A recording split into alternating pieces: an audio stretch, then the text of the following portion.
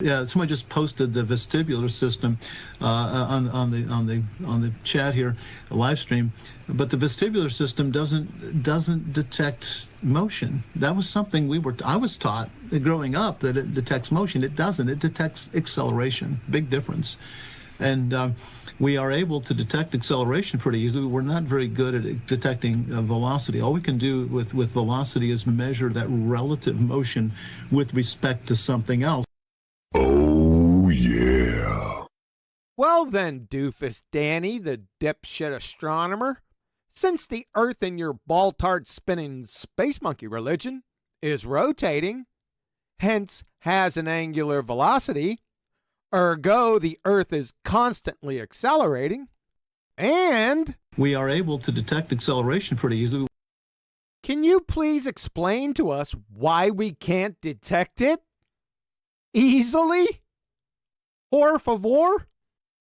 You are so dumb. Damn.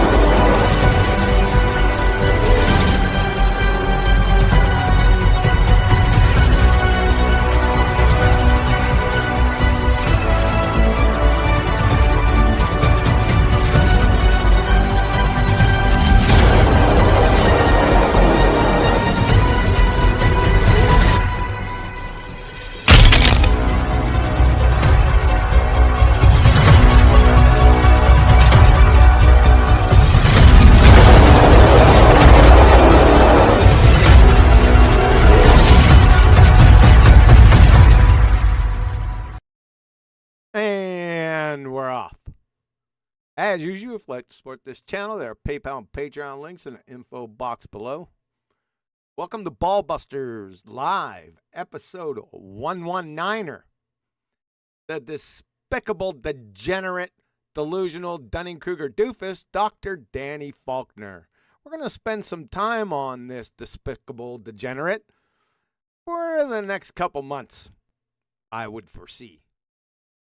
He needs some time devoted to him, and we're gonna kick it off. Well, we kicked it off last Tuesday, and we're gonna attach more of it starting today.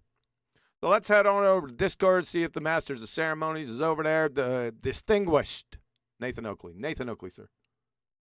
Good evening. Good evening. Danny Faulkner's growing in infamy. We're not the only ones covering him. One of the people that are looking at what he's doing and behind the scenes telling me that they're looking at what he's doing critically to analyze it, to expose him. So he's growing in, like I say, in not in a good way. It's not like it's going to gain in popularity when people are looking at him with a shaking fist. Most of them from a Christian point of view, I've got to be honest. So Although I don't think have my own Paula beef with- is also Bible U is all over Yep. this. In the next couple of weeks, she's gonna start a series. I think I may be speaking out of turn here, but she is gonna go over the Despicable Degenerate also. and others, so not just Paula. I wasn't just referring to her. So yeah, but I mean, you're going to talk nonsense about Christianity, you're going to annoy Christians, aren't you? And if you're going to talk nonsense about flat Earth and globe Earth, you're going to annoy flat Earthers, aren't you? So If you're pretending to be a scientist and other scientists around, you're going to get compromised. Quick. There, Danny. I mean, maybe it's appropriate to start out with you pointing out that you've already compromised him in terms of his scientific knowledge. You approached him and asked him, or I don't know if you spoke to him personally about what an experiment is. He didn't know. Well, Was it hypothesis construction you asked him? I forget which the question specifically was you asked him. it was so many questions. I'd have to go back and look exactly. It was a quite long quote unquote debate we had over email because, he wouldn't come out at that particular time. In fact, he was the first. I'm convinced. I can't recall of any baller that I spoke to either in speech or written text that was before Danny Faulkner. Danny Faulkner was the first one that I interacted with on my journey in Flat Earth. That was somewhere in the vicinity of May 2016. So somewhere around there, Danny and I had a little discussion. And surprisingly, some of the points that he still uses, he tried to play that game with me back then. I can specifically remember the brothers in Christ, the brothers in Christ, the astronauts, brothers in Christ. He tried to pull that little maneuver on me. So are you calling them a liar? Yeah. Yep. And you. Yeah, he tried to play that. So he still does that. Maybe he'll do that. That's what you meant by brothers in Christian arms. That's what you mean. So to say, this man is a Christian. He stands before God. He talks to his church via the pulpit. Are you calling him a liar? Yeah, I am, yeah. We did it the other day, actually, on Flat Earth Debate. We were talking about it with Neil, about the astronaut that went out in Times Square and tell everyone that he's been to space, one of the last astronauts to go to the moon. You're like, you calling him a liar? Yeah. We can show he's a liar. Just because he's a Christian doesn't mean he gets a pass. Christians lie. Yeah, did you go over that part of the video? Is it in this video?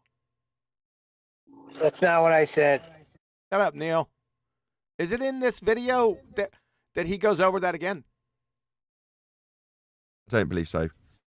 Well, we'll have to Neil, see. if you want to change, if I somehow paraphrased your point out of what you said, then feel free to correct me. I'm pretty sure we got the meat and two veg of it, didn't we?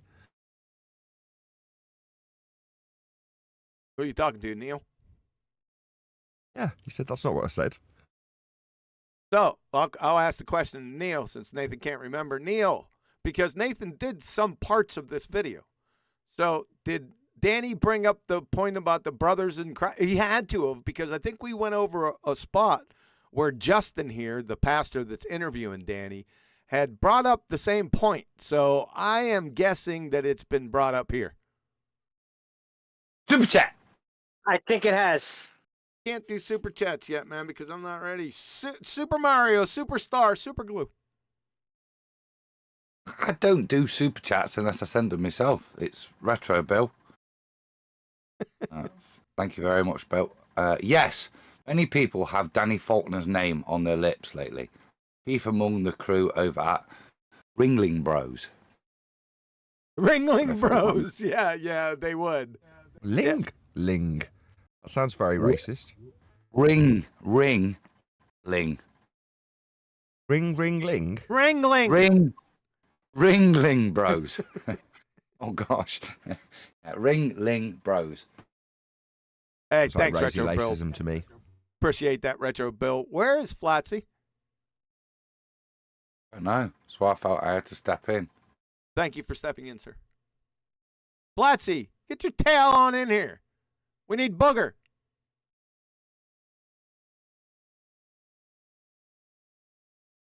All right, let's get it lined up. Yeah, so back to he was the first one.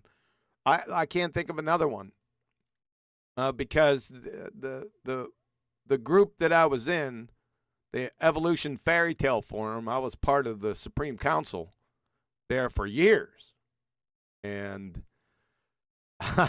I just asked one question. I thought I was untouchable, right? So I just asked a question. I didn't tell him I was a flat earther or anything. This was me. There was probably the next day after I got challenged with the second law of thermodynamics. So most likely the next day, I'm on that forum, and there was a bunch of people on the forum. I can't remember what subtopic we were in, but a lot of the Supreme Council was there. So I just asked. I said, this is what I asked.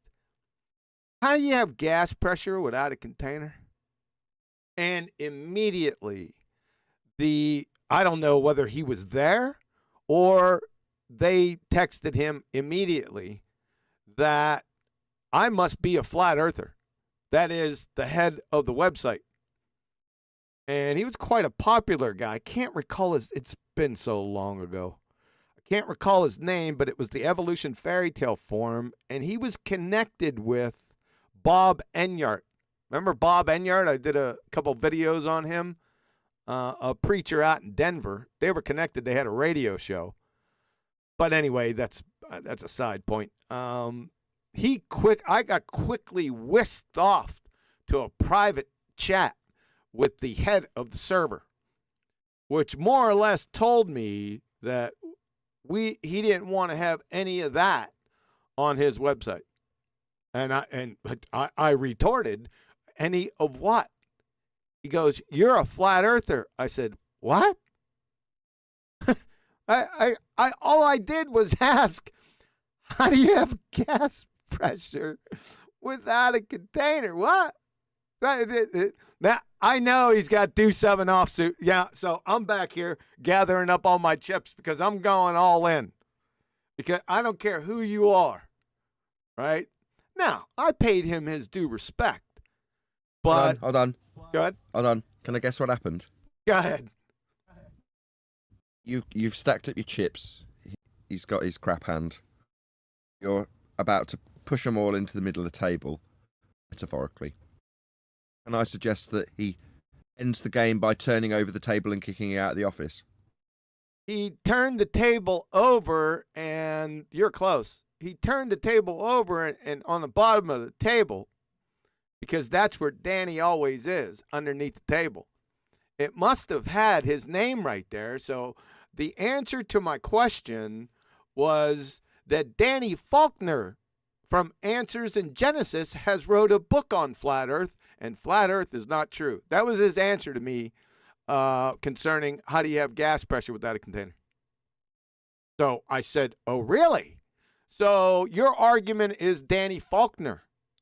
Don't you think that's kind of weak? Are you going to answer my question?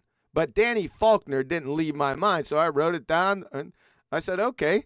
Answers in Genesis after he kicked me out of the forum almost immediately. I said, okay, time to talk to Danny Faulkner. So I called Answers in Genesis, and I called his secretary. And I said, I would like to speak to Dr. Danny Faulkner. At that moment, he was on vacation. So I left my name and my email address, and I said, whenever he gets back, I'd like to have a little discussion with him. So that started me on my flat earth journey. And did he have it wrapped up?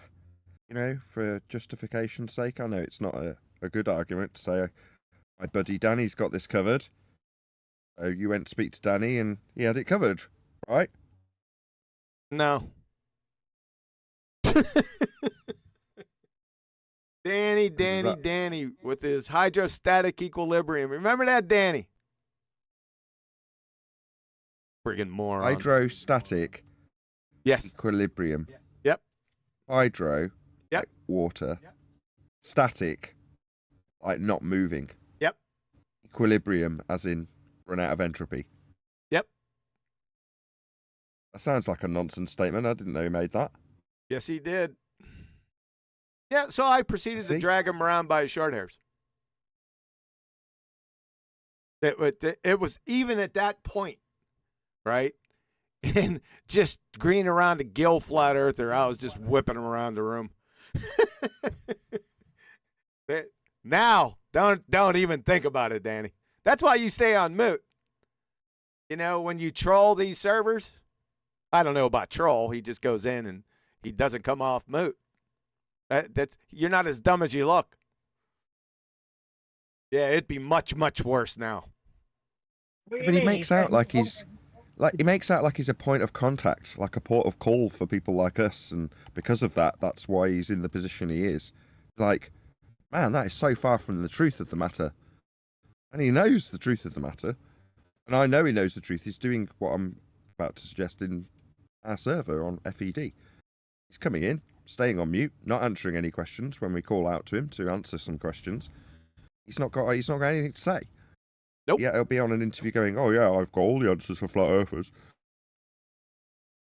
Yes, sir. That's what he does. Maybe we should start asking him, Danny, we have some questions about Genesis. Can you please come off mute and answer some of these questions in Genesis? That ain't gonna happen. That is not gonna happen. He will not come off mute. There's no way. If QE's in the channel, he won't even stay there, so don't worry.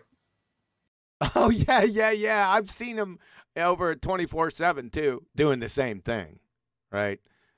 Staying on mute. And I decided to come in, and it's like the boot scoot parade. He's gone. Yep. That's what happens. No, I'm not saying he's scared. Go ahead, Neil. No, forget it. My phone's not. I'm just gonna be on mute. All right.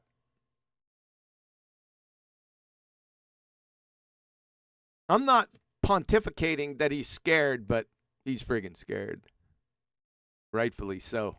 It'd be over quick. There's a number of different avenues I could go, but the first avenue, I would compromise his science acumen first. Let's get that out of the way first. Then it would end, because there's no way that he can live through that. You can't be an astronomer and then have your science acumen destroyed. Then that's all your credibility.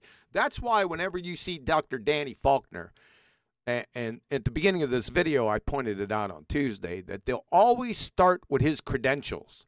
They'll emphasize his credentials, his education, and what he's done, and his professorship, and all that, right? And sometimes, often, more than once, right? So once that's compromised, he's got nothing. That's been compromised for quite some time. Those credentials are important. They are important to him. Yeah, but in what field are his credentials? What he says, well, obviously he's got a PhD in astronomy, and he was a professor for 26 years at the University of, was it North Kakalaki or South Kakalaki? I think it was North Kakalaki at Lancaster, right? So, Kakalaka, Carolina. Yeah, North Carolina State, whatever. But he uses that. Now, he also says I think he's got a master's in physics. That boy wouldn't know the difference between physics and a chartreuse windsock. So, like I said, once you compromise that, And he knows he's going to get compromised because I compromised him in May 16. Once he gets compromised in public with that, so he won't allow that, it's over for him. What's left? Nothing. He can't even speak. So he'll never let that happen. No way.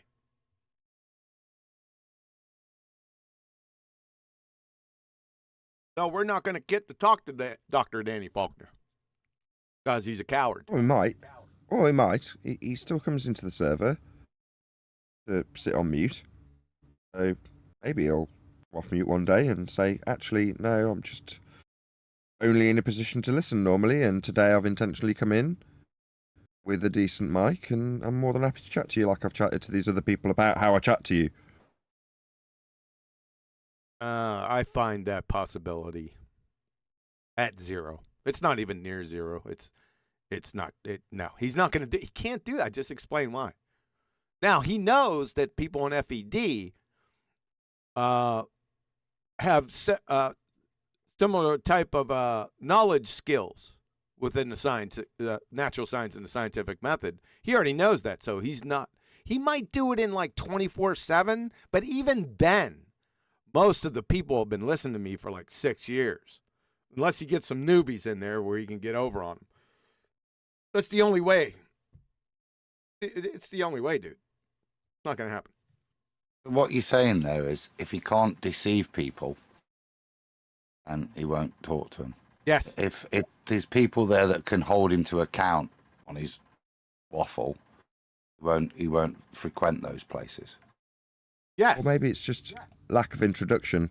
If we're not going to introduce him as Dr. Danny Faulkner, raised B2, he's not interested. I introduced him on the title of this video as Dr. Danny Faulkner. That's not what I mean. When you listen to his interviews, you just went through it. He appeals to his own credentials very heavily, and so do the people who interview him. Therefore, if the emphasis isn't on his credentials when he first walks in the room, he doesn't want to be there without having it be known, acutely aware, and everybody being in hushed silence for his education status. Yes. So, okay, next time that you see him in your room, go ahead and introduce him. Introduce him. Butter him up. Yeah, no, just introduce him. Try that tactic, or technique. I shouldn't say tactic. It's more of a technique. Try that and say, I'd like to introduce to you a gentleman in VC, in our current VC, by the name of Dr. Danny Faulkner. Dr. Danny Faulkner, hello. There you go. Needs more. Needs more. It needs more meat on that. Okay. Ladies and gentlemen, the fantastic, the awesome, the amazing Danny Faulkner. Your pleasure. One night only. And then list all his credentials. Then maybe he'll speak.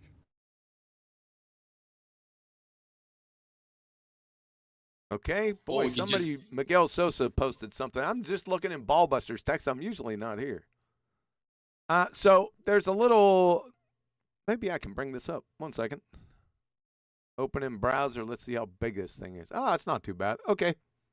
So somebody just posted this. You guys won't, just look in Ballbusters text and you'll see what I mean. So this was just posted from Heretic over at 24/7. He's pretty sharp over there, so Danny's not going to speak to him either. So Heretic says, and this is the first time I'm reading this, it's not my axe to grind, so I won't bring it up. You don't get involved anyway. When was the last time you mic'd up? I never hear that. I never hear that. Probably got tired of you joining the whatever that is, LS, to spy and not contribute anything other than the odd chat skank. Danny's reply. Actually, I have from time to time. The problem is that I don't like the attitude of some of the people who demand I get involved. Therefore, I'm selective about who I talk to. Go. Okay. AKA. He's in the voice chicken chat with shit. us. I get it. It It's makes no my sense. ad. Go ahead, Nathan. I just said it doesn't make any sense. Otherwise, if you're like, I don't want to involve myself with these people, I wouldn't want to be talking to them. Okay, why are you in a voice chat with us? Yeah, yeah. Yeah. A good question. Not going to happen, Nathan. It's not going to. We're trying to reason with people who are more than happy to lie. They get exposed. They carry on with the same rinse and repeat process that they've done many times before. Why does it not surprise us that they'll claim to have engaged with flat earthers and have all the questions? He even once said to an interviewer that he had all the questions. All the answers. All the answers, and that we just hadn't asked him the right questions. Correct. That was the barefaced cheek of this man. Gall. But he will be allowed to be interviewed by Shamalama Gamba Panda Ding Dong, Gem Panda, back in 4 years ago. So I guess he liked his attitude. You know, the degenerate Gem Panda, atheistic evotard, heliocentric ball-tard spinning space monkey. He'll luckily and happily go on his show and get interviewed and take questions from his audience. We'll be going over that here in the future shortly. I can meet that standard. I can breathe down my mic and leave it open the whole time he's talking. That's no worries at all. Mm-hmm.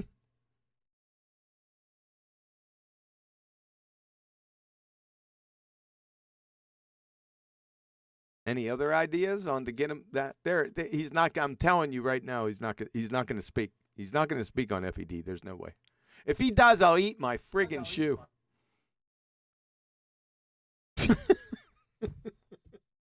That's how confident I am in that. Yeah. You do a bit of a presentation because we've actually, like you say, we've worked through a little bit of what you're about to cover now on FED, right?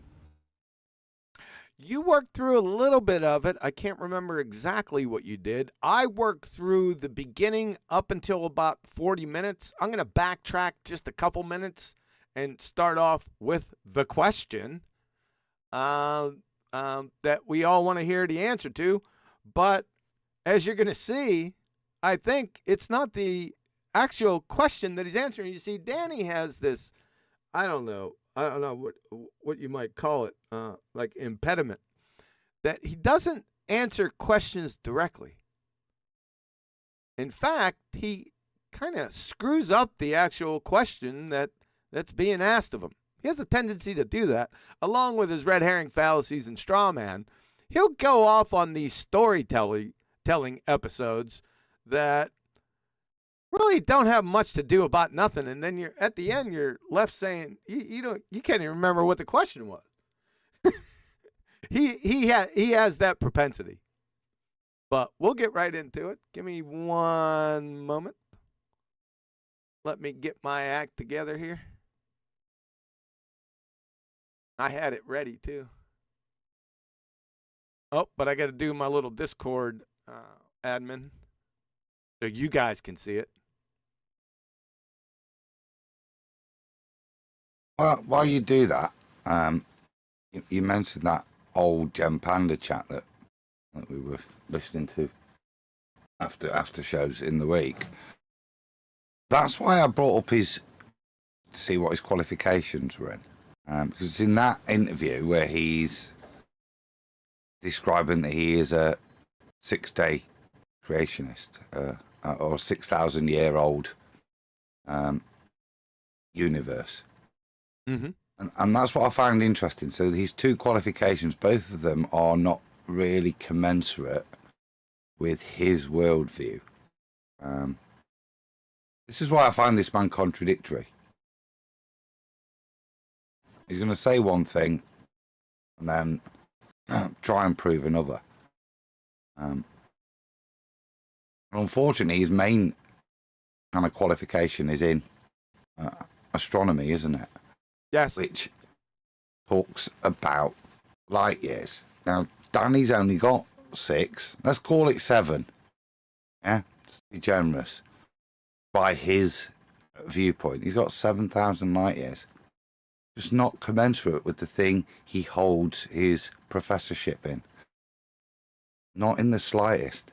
Every single bit of his PhD is not commensurate with his stated beliefs.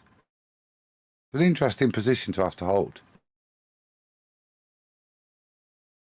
You mean a contradictory position? Yes, yeah, totally. Interesting. You can't be a 6,000-year-old creationist and believe in modern astronomy. The two are not commensurate, are they? No. Are there any other paradoxes? I'm sure as he talks, they'll pop out. But that just seems it must be hard that the credential you've got, you have to admit by your own viewpoint, it's wrong. It has to be wrong. Yeah. That's quite interesting.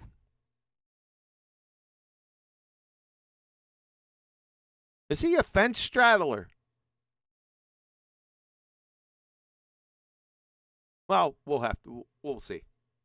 You have to straddle the fence, don't you? To hold those two positions. You certainly can't be clear. Interesting. I bet you there's a bunch more paradoxes that are going to fly out of the ointment, as it were. Let's see about it. We haven't reviewed, besides what Nathan did, and I don't know what Nathan did. We haven't reviewed any. Oh, I think you did do Dr. Jason Lieu. I see him right here. Yeah? Does that name sound familiar? Did you go over Dr. Jason Lieu last week? We did a couple. Yes, probably. Yeah, so you did go over that. We'll still redo that. We probably won't get to it today. But we're going to finish this video at 4 hours and 12 minutes before we move on. There might be an intermittent treatment between shows, but that's just color. So get ready. Okay, we're going to start off. Like I said, I backed up a couple minutes to, I think I did. Second. This was Tuesday, weren't it? We were doing this. Okay. Evening, Brian, by the way.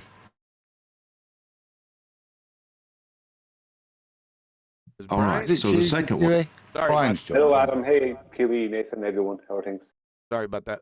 Hey, how's it going, Brian? Thanks for being here. Before you start, though, QE. Yeah. Superchat! Supercharger, Super Trooper, Super Duper. Roger Ledwell. Cheers, pal. Falling Down or Breaking Bad? Which one is it? Thank you, Roger. He's going to fall flat on his face, Roger. Appreciate it, sir. That, as you can see the question on screen right now, why doesn't the atmosphere rush into the vacuum of space? That's not the question. That's what I was talking to Lady AI about last night, wasn't it? It's a concession, isn't it? That's a way of question confessioning or whatever you want to call it. Right? Why doesn't is that a response from somebody on their side? Why doesn't the gas fill the space? I don't know, but that's not the question. And we'll get back to you in a second, Adam. That's not the question. We'll get into that in a few seconds. So I'm wondering why that they worded that way. Now, it's down the line a quick couple steps from the actual question that was put to Danny. But Adam, go ahead. I think the way, as Nathan's saying, it's worded to maintain a heliocentric paradigm. It's not questioning the nonsense of the heliocentric paradigm. That's accepted within the structure of the question. It's saying, given that we accept the heliocentric paradigm, why doesn't the atmosphere rush into the vacuum of space? Not because there's no containment. We know there's no containment. So why is it not rushing off into the vacuum? That's what the question says to me. It's preloaded in terms of making you accept the paradigm before you consider the physics. Okay. I view it a little bit different. Go ahead. I view it as he's posed the question in that way to give the impression that whoever asked him that, right, was asking him to explain the situation to them because he's the authority on it. Because he's a PhD astronomer. Do you know what I mean? The guy's a fantasist, as far as I'm concerned. And I think he's wording it that way, but he doesn't want to word it the way it actually was worded to him from Nathan Thompson. He wants to put it that way so it comes across as if someone was asking him as an authority and someone who would know because he's a PhD astronomer. Because he keeps telling everyone he's a PhD astronomer. He's a PhD astronomer. He's a PhD astronomer. He's a PhD astronomer. Yeah, we get it, Danny. It's like as if you have confidence problems. Do you know what I mean? So that's how I view it. I view it as if he's trying to put himself in the teacher position, like these ballers tend to do. Yeah. And they have nothing to teach. Thank you. Yeah, you're welcome. Well, let's get into it. I'll get a radio check from you guys right now. Tell me if you can hear it after 5 seconds. All right. So the second one, Sergeant says, You guys hear that? Yes, I could. No problems? Okay, here we go. No, because I have all right. So the second now. Oh, God. You got to pull the stream up. You can't hear me on Discord? I can hear you now. It's all good. I was just joking. Okay. Let me go back. I'll pull a fiver. Let's go another 5. Am I going too far back? I might. Okay, here we go. Don't. It's partially obscure. Then you have to ask the question, why, if the Earth is flat, that's the case. But that's another big example they use, the Nowicki photograph. Oh, yes. Yeah. Yes. Nowicki. Okay. So temperature inversion, easy. Temperature inversion. That's Danny's favorite go-to. But we already went over that. See the last show for that. Easily explains that. Yeah, Yep. Sure. So, again, with the question, why doesn't the atmosphere rush into the vacuum of space? That wasn't the question that was put to you, sir. All right. So the second one, Sergeant says, why doesn't our atmosphere rush into the vacuum of space? Gravity versus the vacuum of space. Gravity's holding things down, right? That's gravity, no problem, right? You make the upper part of this a vacuum chamber, you pull a cork, everything's gonna rush upstairs. Well, why, when you go outside, why isn't the air outside rushing into space? You can't, the atmosphere, why doesn't it go into space? Can't say gravity anymore because gravity didn't hold the air in this room for that little test. I've encountered this question many times. So. Oh, you have?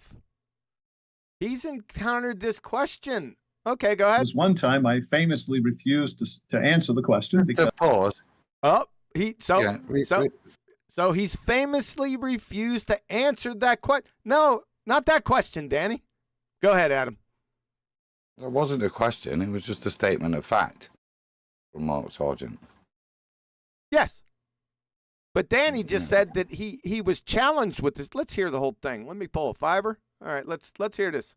Questioned many times. There was one time I famously refused to answer the question because the person asking me, I didn't like his attitude at all. It's out there on the internet. People want to go see it. I won't tell you who it was. You can figure that out. Oh, what a shit house.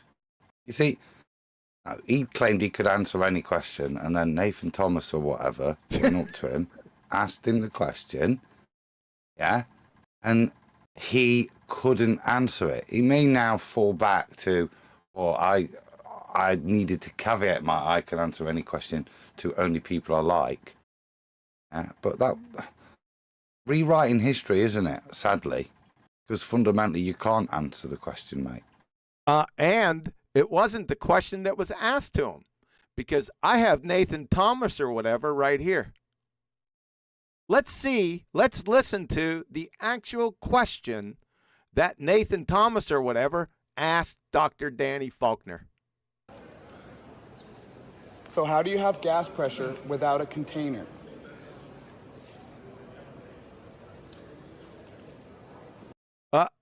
From what Nathan Thomas or whatever asked him was, how do you have gas pressure without a container? So, Danny, you just lied. Now, the other question may be connected to this question, but it is not the question that you were asked, sir? Nothing. Danny Faulkner, PhD astrophysicist, runs an observatory, and profits from the lies. I agree with that.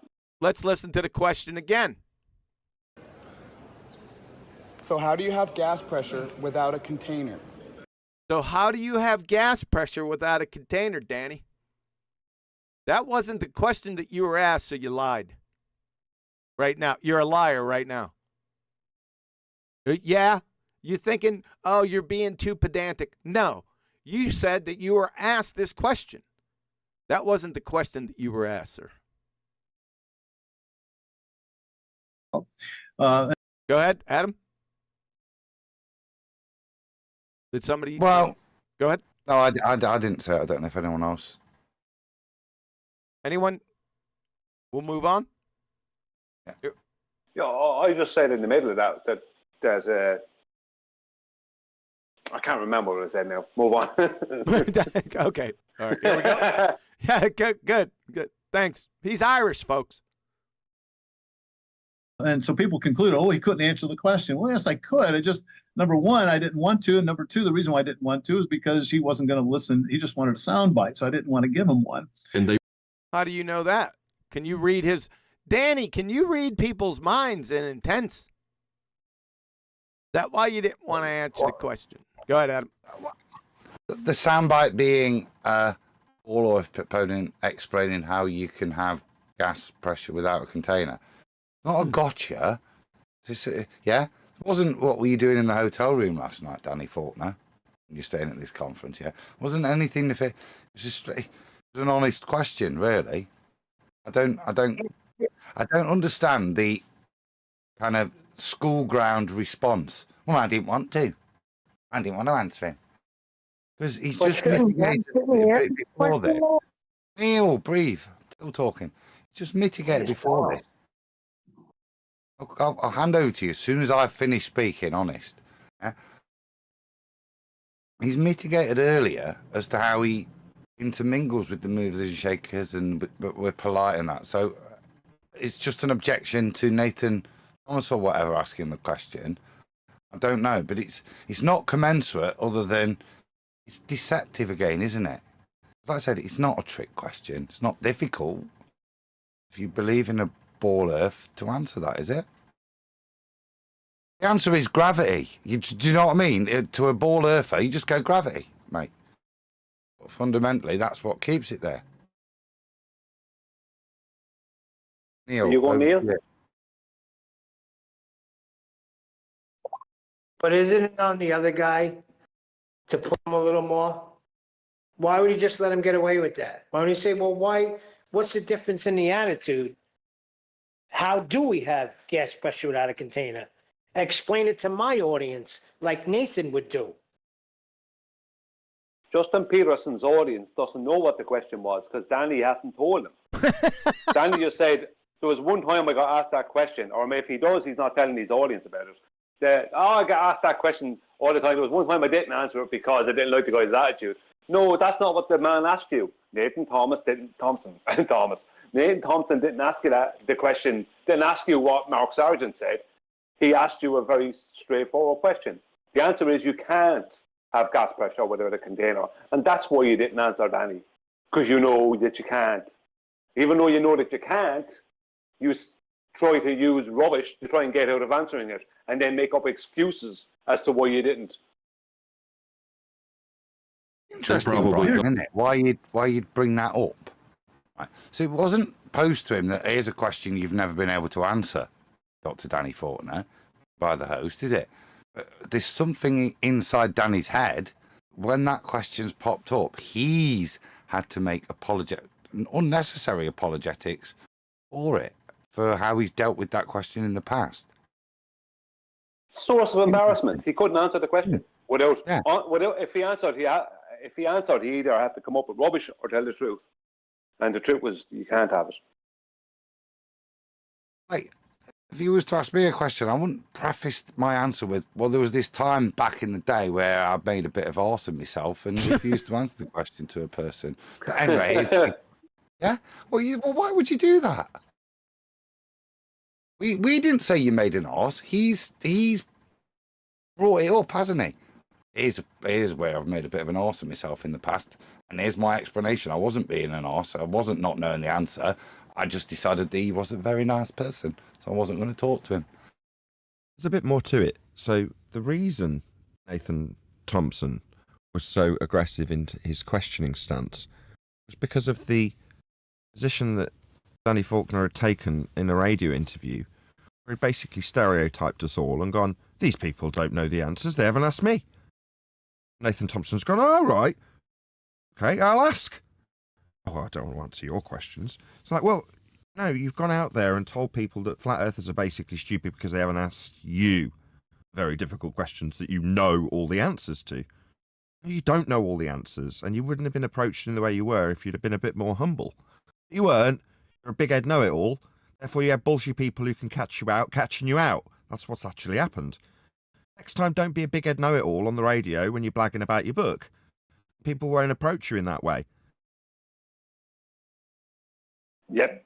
Thought your refusal to answer was your inability to answer, right? That's very poor reasoning, isn't it? Yes. I think the reasoning is if Danny can't answer the question, then Danny won't answer the question. Danny didn't answer the question. Well, that is classic affirming the consequent, folks. Something that This clown turns it into an affirming the consequent formological fallacy that this moron over here just dreamed up. Oh, I like that. Yeah, I like that a lot. Rather than a fallacy is if I state an affirming the consequent with that form. That would be my fallacy I used if I employ that form. Now, to say, simply by asking something, I can then formulate it into a fallacy. Therefore, it's a fallacy. This man's nuts. Yeah, that was quite feeble. Look, he's all proud of himself over here. Justin. He fed him. He like threw up a watermelon hanging size curveball. Yeah. And Danny just jacked it yard. You're a couple bozos, man. Now this guy, he's just a dumbass, right? But this guy, he's a dumbass, but he's a lying sewer rat. That's the difference. I don't blame him. Yes. I don't blame Justin. He successfully Jedi mind tricked him and the audience in this moment, hasn't he? Yes. It's not about the question, which I haven't famously repeated. It's now about whether or not it's a fallacy that by not answering, it means I can't answer. So now it becomes about whether or not I can or cannot answer. Just answer the bloody question. It's our fallacious reasoning that he can't answer the question. It becomes about whether or not he can answer it. Okay. Let's not concern ourselves with it. You can undermine all of that nonsense immediately just by answering how you have gas pressure without a container. Oh, yeah, Brian already answered it. You can't. Well, I'd like to know when he first learned about that fallacy and where was it he learned about it. Mm-hmm. We all know the answer to that. Too funny. And the question... I don't know the answer to that. Hold on. Do we? Don't say I know something when I may not know it. Where did he learn that? In this arena. There's no way he had that fallacy. There's no way he was learning about logical fallacies before this arena. Absolutely no way. He had no reason to.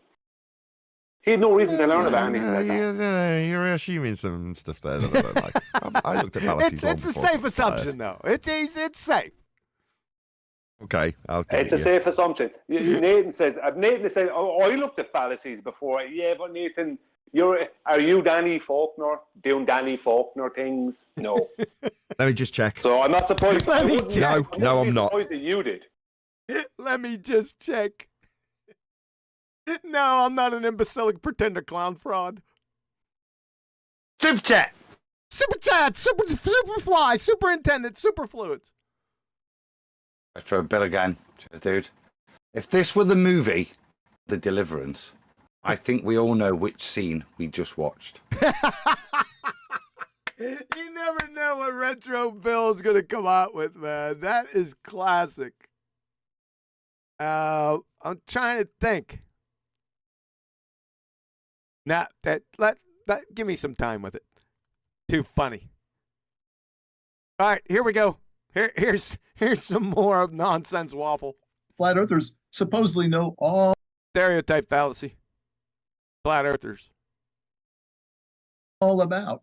There are many reasons why I might refuse to answer. There were several at that time. He's gonna go into why he refuses to answer, but doesn't answer the question.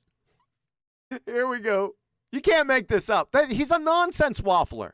By the end of it, you'll be saying, "God, what was the question? Oh, he must be right. He answered it." Meanwhile, you forgot the question that was asked. Danny doesn't even know.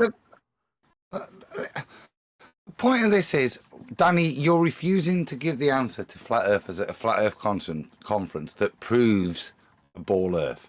And you can have gas pressure without. I'm just refusing to give it. Listen to this. How childish and pathetic and desperate it is. Yeah, I refuse. And if I want to do that, well, I'm gonna. You go, girl. Well done, Danny. What is this? The question was, how can you have gas pressure without containment? Yeah. No. Not is Shaniqua cheating on his man? No. That wasn't the question. They got the questions mixed up already. Danny is speaking to the question that he didn't answer, but this guy over here, Justin, asked him a different question. So this is just a convoluted nightmare. Follow? They've invoked fallacy because of what? You don't have to talk to anybody, Danny. This is the point I'm making. The level of argument that's been descended to, even if you can, and I think correctly invoke a fallacy there, yeah. Look at where you've had to descend to not just answer the question of how you can have gas pressure without containment. It's a very simple thing, and actually something, if you're trying to humiliate these stupid flat earthers, you should just give them the answer and humiliated him on his stream, couldn't you have, Danny? You chose not to. Now look at what you're hiding behind. Why you feel need to defend that point. It's very weak. He didn't answer the question. Well, that is classic affirming the consequent, folks, something that flat earthers supposedly know all about. There are many reasons why I might refuse to answer. There were several at that time, but when I encounter this question, I try to ask people, well, what do you mean? Ryan, you called it. In the next sentence, he says that. And when he says flat earthers, he means us. He means, I learned affirming the consequent in the flat earth arena. And when he says flat earthers, he means us. Of course he does. Where else is he learning it? By a vacuum. Yeah. Most people think a vacuum is... Sorry. I just want to, if Danny's listening to this, I'm willing to buy you a cheesecake, Danny, if you answer the question. All right. With the ribbon on top. I might refuse Whichever to answer. one he likes. Several at that time, but when I encounter this question, I try to ask people, well, what do you mean by a vacuum? What? You're answering the question by asking people another question? And what do you mean by a vacuum? That wasn't the question that Nathan put to you. That was the question that Justin put to you. You're a little bit confused on what the exact question that was asked of you. Because Nathan Thomas or whatever, we'll just say Nathan Thompson going forward, as far as you know. Nathan Thompson asked you, how can you have gas pressure without a container? Not anything. Did anyone hear vacuum in there? Let's hear it. Nope. Let's hear it again. Vacuum. So how do you have gas pressure without a container? Nothing?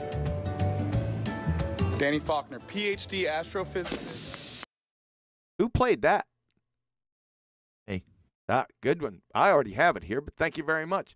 The question that was I'm going put to dig to you... out another clip. I want to dig out another clip, which I'll give you and I'll let you know when I've got it, which is Danny Faulkner saying, I have all the answers. They just haven't asked me the questions. Yeah. Which is what preceded him being asked that. Please. Dig it out. Sorry. Please let me know when you have that. Go ahead. Will. Go ahead, Irish. Yeah. Just while we're on the subject of clips, isn't it very funny that we have so few clips of Danny interacting with any of us? The real people, like not responding to something Mark Sargent said on a BBC or an ITV UK television morning TV program. Like very few clips of him actually interacting with people in this arena. The only one I know of outside of them is when he went to one of the Discords, and I can't remember who it was. He has 3 specific questions. I think it's 24/7. He has 3 specific questions that he asks everyone that comes in there. And Danny failed those 3 questions, and he told Danny, "I'm sorry, you won't be in here." But that's the only clips I know of where he interacted with anyone in the arena, properly in the arena. There isn't. Yet he goes around speaking as if he's speaking to us all the time. He's not. He's not speaking to anyone. He's speaking to himself in his own head, then writing books. Yep. That's what he's doing. Yeah, he's a red herring fallacy master, boy. He'll go off on incoherent tangents. He does it all the time. So, Danny, number one, you're not answering the question that was asked of you that you just reported on. Didn't have anything about a vacuum in it. How do you have gas pressure without a container? You know, when I encounter this question, I try to ask people, well, what do you mean by a vacuum? Yep, that's what he's reduced to. Here goes the incoherent red herring fallacy. He's going to make an ass out of himself. Most people think a vacuum is a region that is entirely empty of any matter at all. Well, no such thing exists. No astronomer suggests. Did we say it existed? Why are you going to a perfect vacuum, Danny? You don't know what vacuums are, do you, Danny? Yes, that there's a vacuum above us. Now, the vacuum. Go ahead, Dad. Going to redefine vacuum as a pressure differential. A desperate attempt to divert from answering the question. Yes. Yep. We already compromised them on the last show. I think I still have that up. I don't know if you guys will see this because no, you probably won't. So we have different vacuum levels, and you can look over here at the vacuum level ranges and what they all mean down here. So our point is mainly from a high vacuum to outer space. We're not so much concerned with medium vacuums and low vacuums. These are identified. They're distinguished. So we're looking for, I can't even believe he's got me on a red herring fallacy because he's not answering the actual question that he reported on. He's answering Justin's question, but not the one that Danny reported on, that Jason Thompson asked him. How do you have gas pressure without a container? There's no vacuum in the question. So Jason Thomas. Sorry. I Jedi mind tricked you by calling him Nathan Thomas or whatever for the past 4 or 5 weeks. Yeah, but you just called him Jason Thomas. Oh, did Stick with his proper name, Nathan Thomas or whatever, and then nobody will get it wrong. All right. Here we go. Vacuum of space, quote unquote, is a pretty hard vacuum, but it's not entirely empty. And no one said it was empty. So this is a straw man fallacy. Simple. Somehow, flat earthers seem to think that stereotype fallacy. This nearly zero pressure. When did any of us ever state that this vacuum was at very nearly zero pressure? Never. No one. Good job, Vacuum's Danny. not in there. It's about how we have the gas pressure we're breathing. It's about what we do know about. Vacuum? What vacuum? Oh, your claim of your vacuum that you now want to straw man like back against when no one's asking you about. Yeah, that vacuum. How do you have gas pressure? The stuff we're breathing without containment, and that you got rockets flying into a sky vacuum could be added on, but that isn't what you were asked. Yep.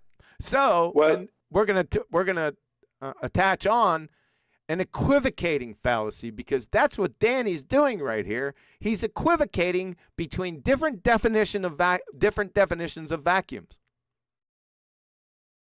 Go ahead, Brian. Yeah, well, if you just although we're entertaining a red herring here, I agree, I am. But what they do is they have a gradient of pressure what we have is a gradient of pressure from the surface, so sea level, up to whatever, 30, 36 miles that they can measure. After that point, they can't measure anything, right? After that point, it becomes NASA rockets to space, right? There's a certain point in the sky they can't go because the high altitude balloons can only get up that high. So what they do after that is they then make up a ratio, a gradient calculation. It's not in line with the calculation that starts from sea level up to 30 whatever miles. They start making it up and changing it around. And that's why they show you photographs, or not photographs, images of a blue marble with this obvious atmosphere around it and this big massive vacuum. And this atmosphere is supposed to be a gradient. If it's a gradient with that vacuum, then you're not going to just see it sitting around this little blue marble. Do you know what I mean? You won't even have a blue marble because you won't have water. You'll have this dirty rock, you know, in a vacuum. That's what you'll have somehow suspended. But that's the point. The point is they have measurements up to a certain height, then they just start making up whatever ratio or, you know, for the gradient they need to make up, to make it work. So they have this big high pressure around their ball, and then just outside it, just adjacent to it, this ridiculously low pressure area. You know, it's pathetic what they actually do. But that's besides the point, I suppose. Yes, it is. Thanks for recognizing that. Vacuum is something magical about it. But then When did we ever say that there was something magical about a vacuum? Magical? Well, what he's pointing at there is the fact that when we speak about their paradigm, let's say, for instance, Nathan, he often brings up Narnia, which would be a magical place because their paradigm would have to be a place of magic. Yep. To exist. Yep. I try to ask them, okay, well, what caused? Why are you trying to ask somebody anything? The question was put to you. How do you have gas pressure without a container, Danny? Causes the gas to move from higher pressure to lower pressure. What causes the gas to move from higher pressure to lower pressure? Is that the answer to how do you have gas pressure without a container, Danny? Unbelievable. By the way, a vacuum, properly understood. Oh, now he's going to get into some serious equivocating. Right, Danny? Is simply a region of lower pressure. Yeah. Yeah, but that's not your vacuum. Your vacuum. That's a lie. Go ahead. Go ahead. That's true. Properly understood. No. That's just, as you said earlier, we've got multiple definitions being used here. I don't think there's anybody on the planet, if you surveyed them, what vacuum meant when properly understood, that they'd come up with Danny's definition there. It's just useful for a heliocentric argument to be able to pretend, if you ask anybody what a vacuum is, they think it's a region of differential pressure. If I've got, I was going to say, they said magic earlier, right? And it is magic because, like, you can have your coffee, right, in a vacuum flask. Right? So, and this is the layman's view, isn't it? So in that gap between the two layers of glass, is there just differential pressure or just nothing, as the layman understands it, as what a vacuum is? This is why he's a liar. We all know what a vacuum is. We all know what the claim is. There's nothing in there. It's a vacuum. Not, yeah, but, you know, be realistic. Actually, in my snidey misrepresentation definition, where you can use it like this, which I could justify, and I'm going to now try to mug everybody off that that's the real meaning. Disingenuous liar. Yep. Rant over, sorry. No, you're on it. Wait 1 sec. Go ahead. Wait 1 sec. Wait 1 sec. Yeah, I think people that first encounter flat Earth, they all say, "Well, I once believed that it was a stupid idea, but I tried to refute it and I couldn't." Well, that's because you didn't go to the right sources. You went on the internet and you heard these arguments from flat Earthers that you couldn't answer. Yeah. That's because you didn't know the answers. I know the answers. I haven't encountered an argument yet I couldn't refute. Okay, so based on Danny saying these people have gone to the internet, not me, I've got the answers. So someone leaves the internet, goes to him in person, and he doesn't answer them. It's a bit more elaborate than that as well, though, isn't it? Because that question had somebody from the other side of the pond jumping all over to contact Nathan Thompson or whatever. Ask him, please ask him this question, which he dutifully does, yeah, after that request. That's why the person on the other side of the Atlantic is jumping around, because this guy's come out and made these statements. So us, stupid flat earthers, get somebody who we know they're going to meet up to ask him the question. He didn't want to because it was a bit rude, you know. He don't have to. Do you know who the people across the pond got Nathan to ask him that question? Guess who those people were? It was Tony. No. It was FAD. Not just Tony. It was you. It was the giving it one, originally, Kiwi. It was Kiwi. It was It started me. with Kiwi because it. Hold on. It was Nathan, Tony, and I. Remember that, Nathan? Tony released a the thing video. is, 2 weeks before that, I actually thought of. Oh, yeah, sure. So it was Nathan Oakley, Sleeping Warrior, Tony, and Kiwi, me. Go ahead, Nathan. You remember that Got day? the conversation documented between Nathan Thompson and Sleeping Warrior. So, hey, I Nathan, remember Danny it. Faulkner is at the Sorry. Reminiscing. Go ahead, Nathan. Finish up. got the conversation on a video called The Ambush of Danny Faulkner, where Tony makes note of the conversation he had with Nathan Thompson. Hey Nathan, Danny Faulkner is at the conference, right? You heard him plugging his book recently, didn't you? Hey Sleeping Warrior, no, I didn't. I was making my way to the conference, what did I miss? Right, and the conversation continues where he basically, Sleeping Warrior lays down. He said he hasn't encountered an argument that he couldn't refute. Can you find him and just ask him the gas pressure one? Now, because it's an internal conversation, gas pressure one is a housekeeping question, so Nathan Thompson doesn't have it paraphrased by Sleeping Warrior, but he's specifically saying to Nathan Thompson, this guy says there isn't a question he can't refute. Can you ask him this question? There you go. I've just summarised it enough. I don't need to go any further. Yes. Can you play that? I love irony. You know I do. Can you play that clip of Danny Faulkner saying that he has the answers? Can you play that one more time, please? Sure.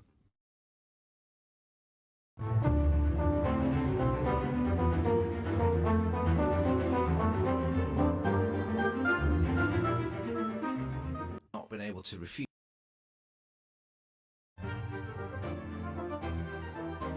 Know the answers. I know the answers. I haven't encountered an argument yet I couldn't refute. Good enough? Yes. You know what show Danny was on when he said that?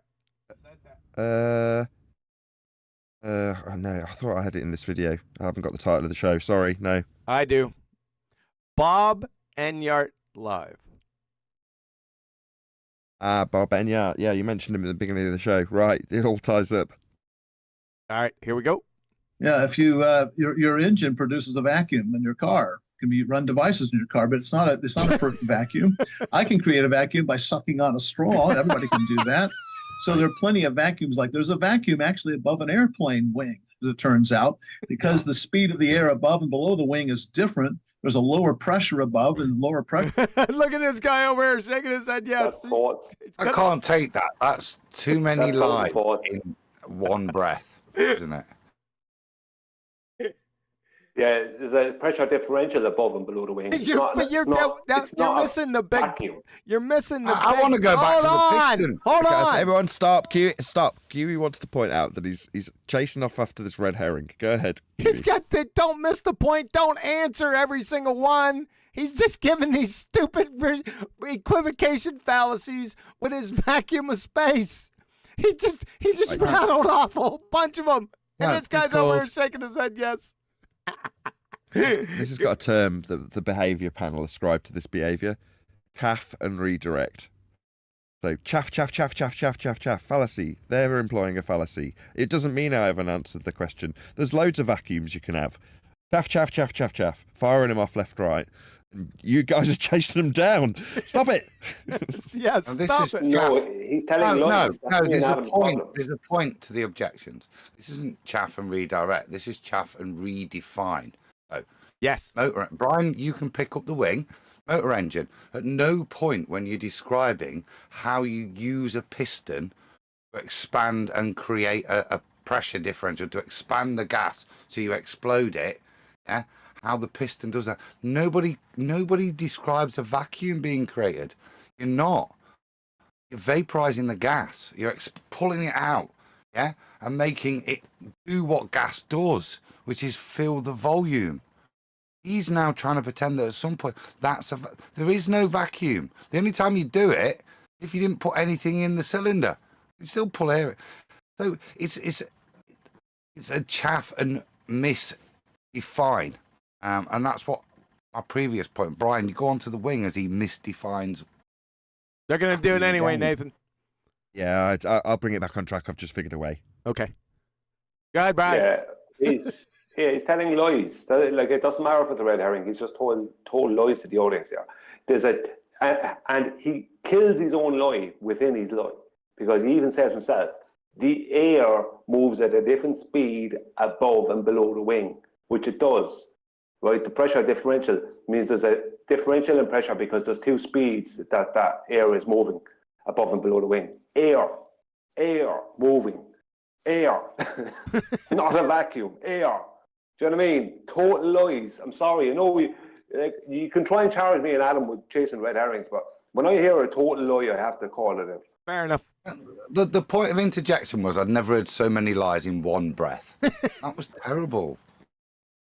Go ahead, Nathan. Okay, but he's firing off his chaff and redirect, but in reality, he needs, if it was a discussion between he and I'd bring him straight back on track in regards to the containment aspect of his examples. So I'd just pick one, like the engine example. Okay, squash, squeeze, bang, blow, right? Well, how does that work without a container? Furthermore, all of the chaff is delta X chaff. That is to say, every single example that he's fired off works within a prerequisite of having gas pressure to begin with.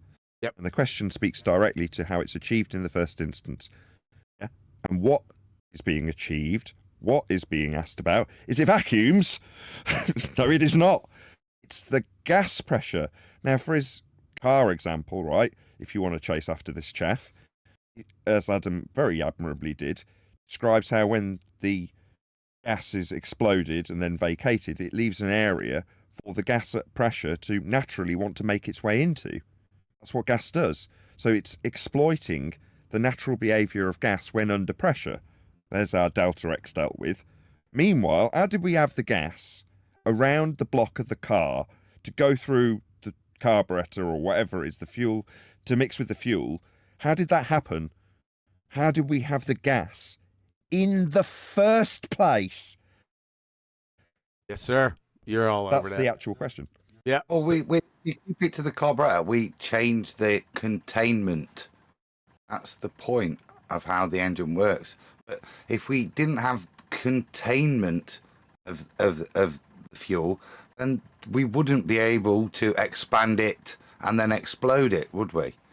But it's that containment, that contained expansion of it, that allows us to explode it. This is all fundamentally underlying the principle, the antecedent for gas pressure, containment. But I would then take that on to the overall antecedent for the argument we make rather than the chaff, which is to say, yes, it is an exemplary demonstration of how you must have a container to deal with the already in existence and must be under containment gas to work within that contained pressurized system, to have another secondary delta X example with containment that's an engine. Like, man, we're so far off the beaten track. Okay, engines and gas that behaves by filling spaces. How do we have that? Where do we get that from? If the sky's a vacuum, if he wants to incorporate this vacuum as a straw man, I'll incorporate it for him. Okay, in your rhetoric, you've got a massive area akin to the vacated chamber with a piston going down. Okie dokie. If that's the area above our head, why doesn't the gas fill it like it fills the chamber in your example? Thanks, Nathan, for going along with. Now we'll call it Nathan Genda, with Brian Genda and Adam Genda. It's called. I'm not chasing Delta X. How do we have the gas pressure in the first place? That's the bit I would be segueing onto, and I'm only doing it because the guys on the panel have done it, to your frustration and mine. Did you hear Adam get all huffy and puffy on me? No. It's exceeding. What do you want us to do? Just think, oh, well, I'm not. I'm just going to let him lie. I'm just going to let him make 2 or 3 lies in one breath and not respond to it. And actually, all of the rebuttals, pick 1 or 2, and even Nathan had to have a chew on it because it's just the point he's making is paradigm changing, and that's what he's trying to do. Make you accept you can have gas pressure without containment. What's he? Redefine words. He's a scrote. Oh God! I hope he doesn't have any more examples, or we're gonna have to stop with those He's two. going to, isn't he? So let's just get on with it. Yeah, if there's any more Delta X chaff, can we just ignore it, please? Pressure, as I already defined it, is a vacuum. And so there's a pressure difference that pushes up on those wings. It's called lift. That's what causes an airplane to fly. So if you've got a tall room of some sort, I got news for you. There's a vacuum at the ceiling. There really is, because the pressure at the ceiling is a little bit less. All right, I knew you Nathan. couldn't make it. No, Nathan. It didn't manage it. No, you're going to allow that statement. You'd let some. If it was muppet on debate, yeah. FND Yeah, say let me it's just a answer you. vacuum. Let me just answer you. I know it was rhetorical. Would I let that slide? Yeah. I'd be looking for any angle to get it back onto the original question. And I would ignore all the chaff. I'd do my damnedest to bring it back on track with a summary of the question. You've seen me do it. All I try and do is get that train back on the track. I'm sorry, but there's certain things, and if you want to get things back on the track, then you have to say, Danny, listen to what you just said. You are delusional. Yeah, Dunning-Kruger doofus, mate. You've just now claimed, looking up there, is a vacuum at my ceiling. Let's see how this goes. Let's see how that goes for you, Adam. Let's see how that goes. Let's see how that goes for you, Adam. Adam, let's stop it being hypothetical. Yeah, NASA defined the vacuum as starting at sea level, and obviously it decreases with altitude. There are varying levels of vacuum as defined by NASA, the subject matter expert, I might add, in terms of where the vacuum begins, sea level, and how it gradiates up to 10 to the minus 17 torr, as we would expect. So, what's your problem? Yes, slightly above me is a slightly lower gradiated vacuum by definition of NASA. What say you? Because obviously this is so worthy of the actual question being asked that we should debate about this now. You've chased the chaff. No, you've chased this it. Isn't the chaff. This is the key point. Redefinition. If you allow him to proceed with this redefinition, to make an acceptance that at the pressure differential at your ceiling is acceptable to describe that as a vacuum, you're lost. You can't let him proceed at this point, in my opinion. You have to get the definitions Socratic. Recognize we can use that vacuum definition in certain circumstances, but this is not applicable fundamentally to the question, and I wouldn't allow him to chaff and redirect, and allowing those, I would hold him back to get a proper definition of the term vacuum, whether NASA want to, because that means there's a vacuum around about my waist, isn't there? Okay. Compared to the floor. My way of dealing with this, Adam, would be to say, well, first and foremost, I don't necessarily accept that, but how did we achieve the gas pressure in the first place to have this example? Yes. But he's trying to now claim that, and this was the point initially, a gas pressure differential it's acceptable to redefine that as the term vacuum. Gas pressure differential, right, is a vacuum. No. You conflating deceiver, Danny. Let's get this word right, and moving forwards, when we use the term vacuum, we're going to mean what it means to the layman in terms of how much is in between those 2 layers of glass in my coffee flask. That's fine. What a okay, vacuum is. I'll give it you on one level, which is to say that what he has done beyond anybody else's appeal to Delta X is to say, no, delta X is actually X. Gas pressure gradient is actually gas pressure without a container, because vacuum, because of my convolution earlier. That's what he's trying to do through 3 steps. Number 1, convolute the question from how do you have gas pressure without a container into how do you have vacuums. Step 2, take that question and try and answer it. No, there's a step in between. Explain that by not answering the question, you're not answering the question, because that's very important to make people understand. Then take the question to delta X. Explain that it's not strictly delta X, because delta X, gas pressure gradients, is actually vacuums, which isn't the original question. So yeah, 3 steps, and he's got it into a situation where he can just about handle it. If you chase the chaff, chase the delta X, or even chase the fact that he's turning delta X into X, still not addressing X. The way to end this, regardless of his nonsense he's thrown out there, is to undermine all of it by asking how you have gas pressure in the first place. For any of these examples.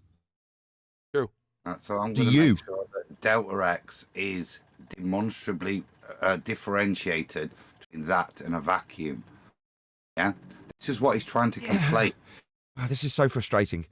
Now you're arguing about whether or not X is delta X, as opposed to how you have X. No, whether or not a No, that's vacuum, not what Adam's saying. Not X.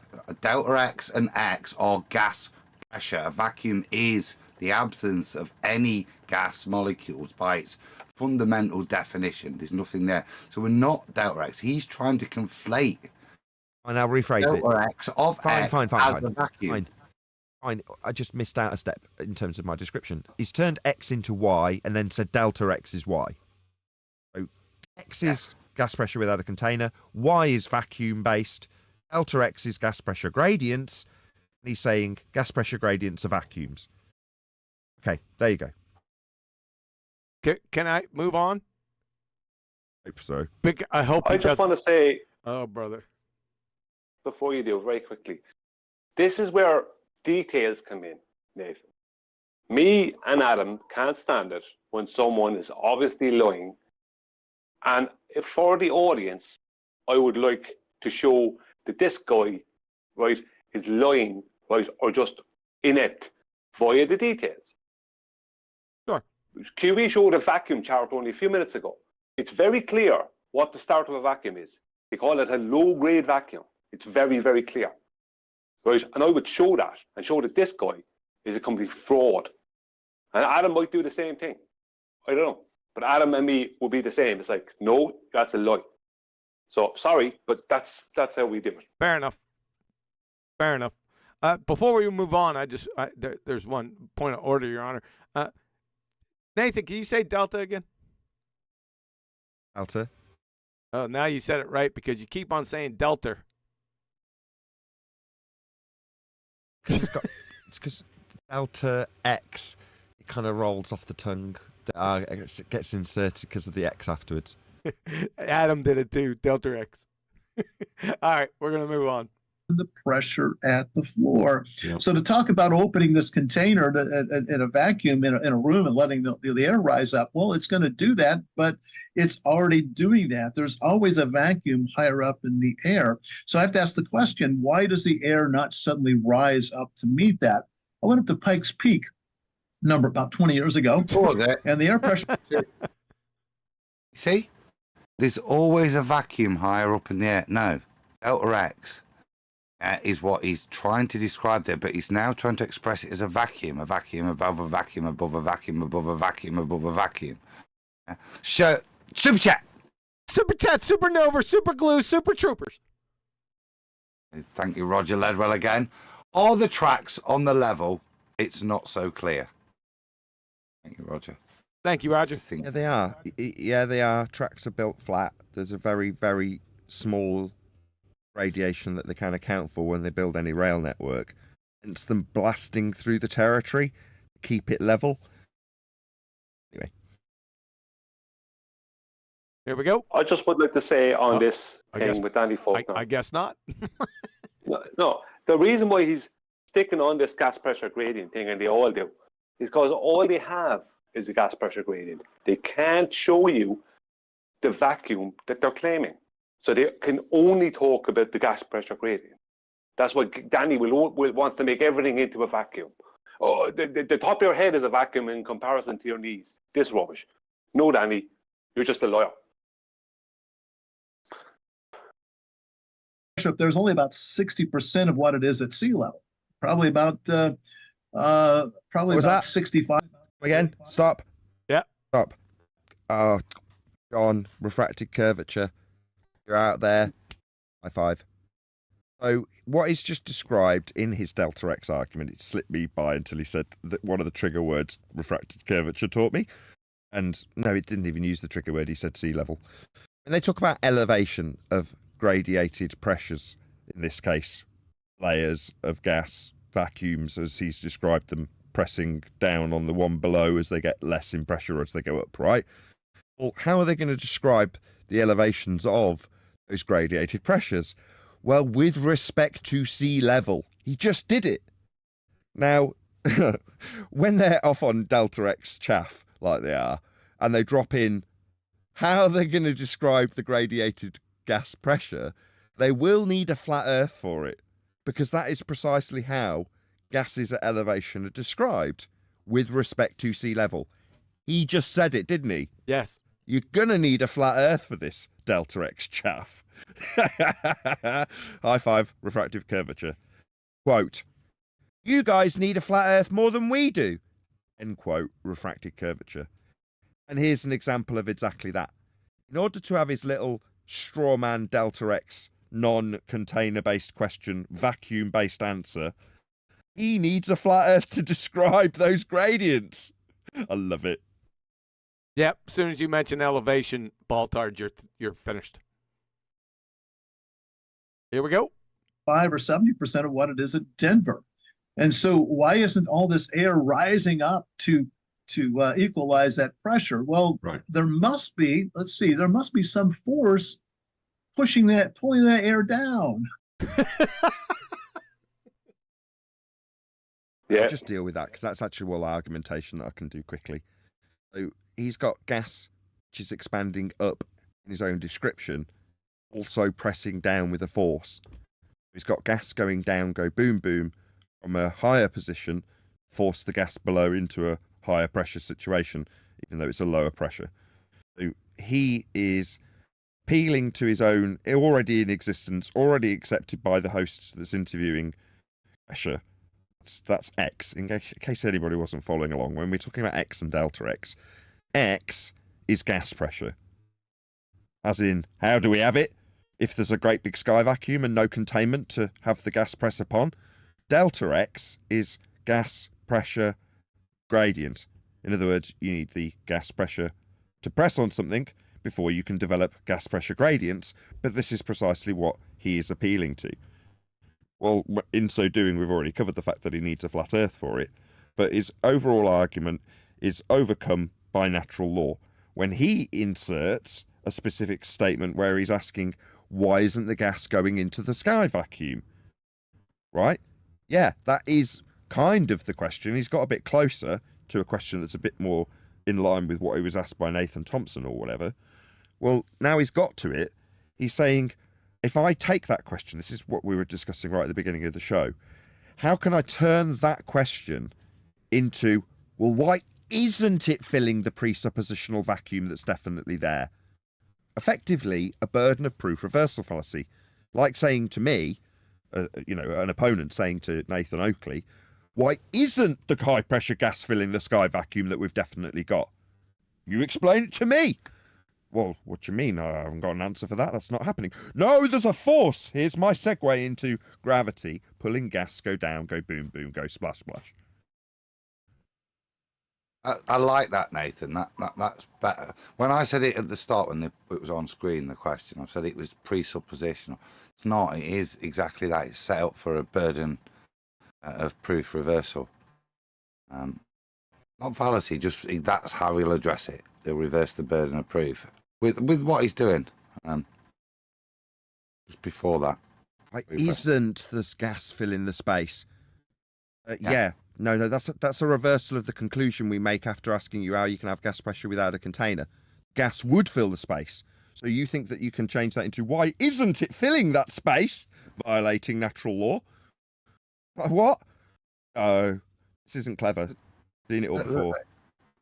Yeah, but you can't answer Nathan Thomas or whatever's question because it requires him to just instantly have to claim gravity. Gas go down, go boom boom, as you alluded earlier. So it's better to reformulate the question where eventually he's going to get to the point where he's saying to you, Flat Earthers, explain this.